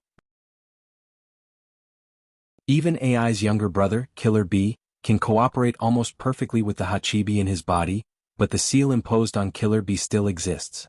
The seal is not only a restriction on the bijou, but also a means of protection for column force. No, no, no. After hearing the words of the fourth Reikage AI, Hoodlum slowly shook his head and then said to AI, "You really are a group of people who lack imagination. Can bijou really only make an individual stronger? How can one person bring eternal peace to the ninja world by fighting alone?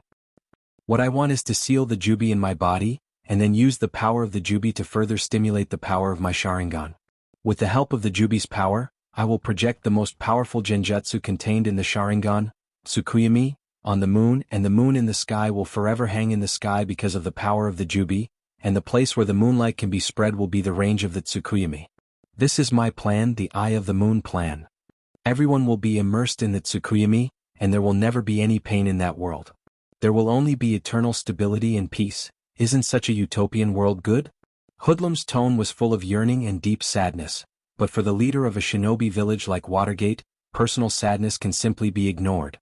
After all, the so-called Eye of the Moon plan that Hoodlum just mentioned will drag everyone in the shinobi world into the infinite Tsukuyami, making everyone live in a false world. Such a thing is really difficult to accept. Coward. Just when everyone was thinking about how to deal with the Eye of the Moon plan mentioned by Hoodlum, a slightly murderous voice suddenly broke into everyone's ears. Everyone looked at the place where the voice came from, and the person who spoke was Nangongja, who has been standing behind Watergate since the opening of the 5 Kage tournament, and almost didn't say a word. At this moment, Nangongja was holding his Dark Heaven's Retribution sword in his hand, his shoulder-length hair was fluttering without wind, and his sharp eyebrows were flowing with a different kind of sharp aura. We live in this world and everyone is destined to experience all kinds of sad things.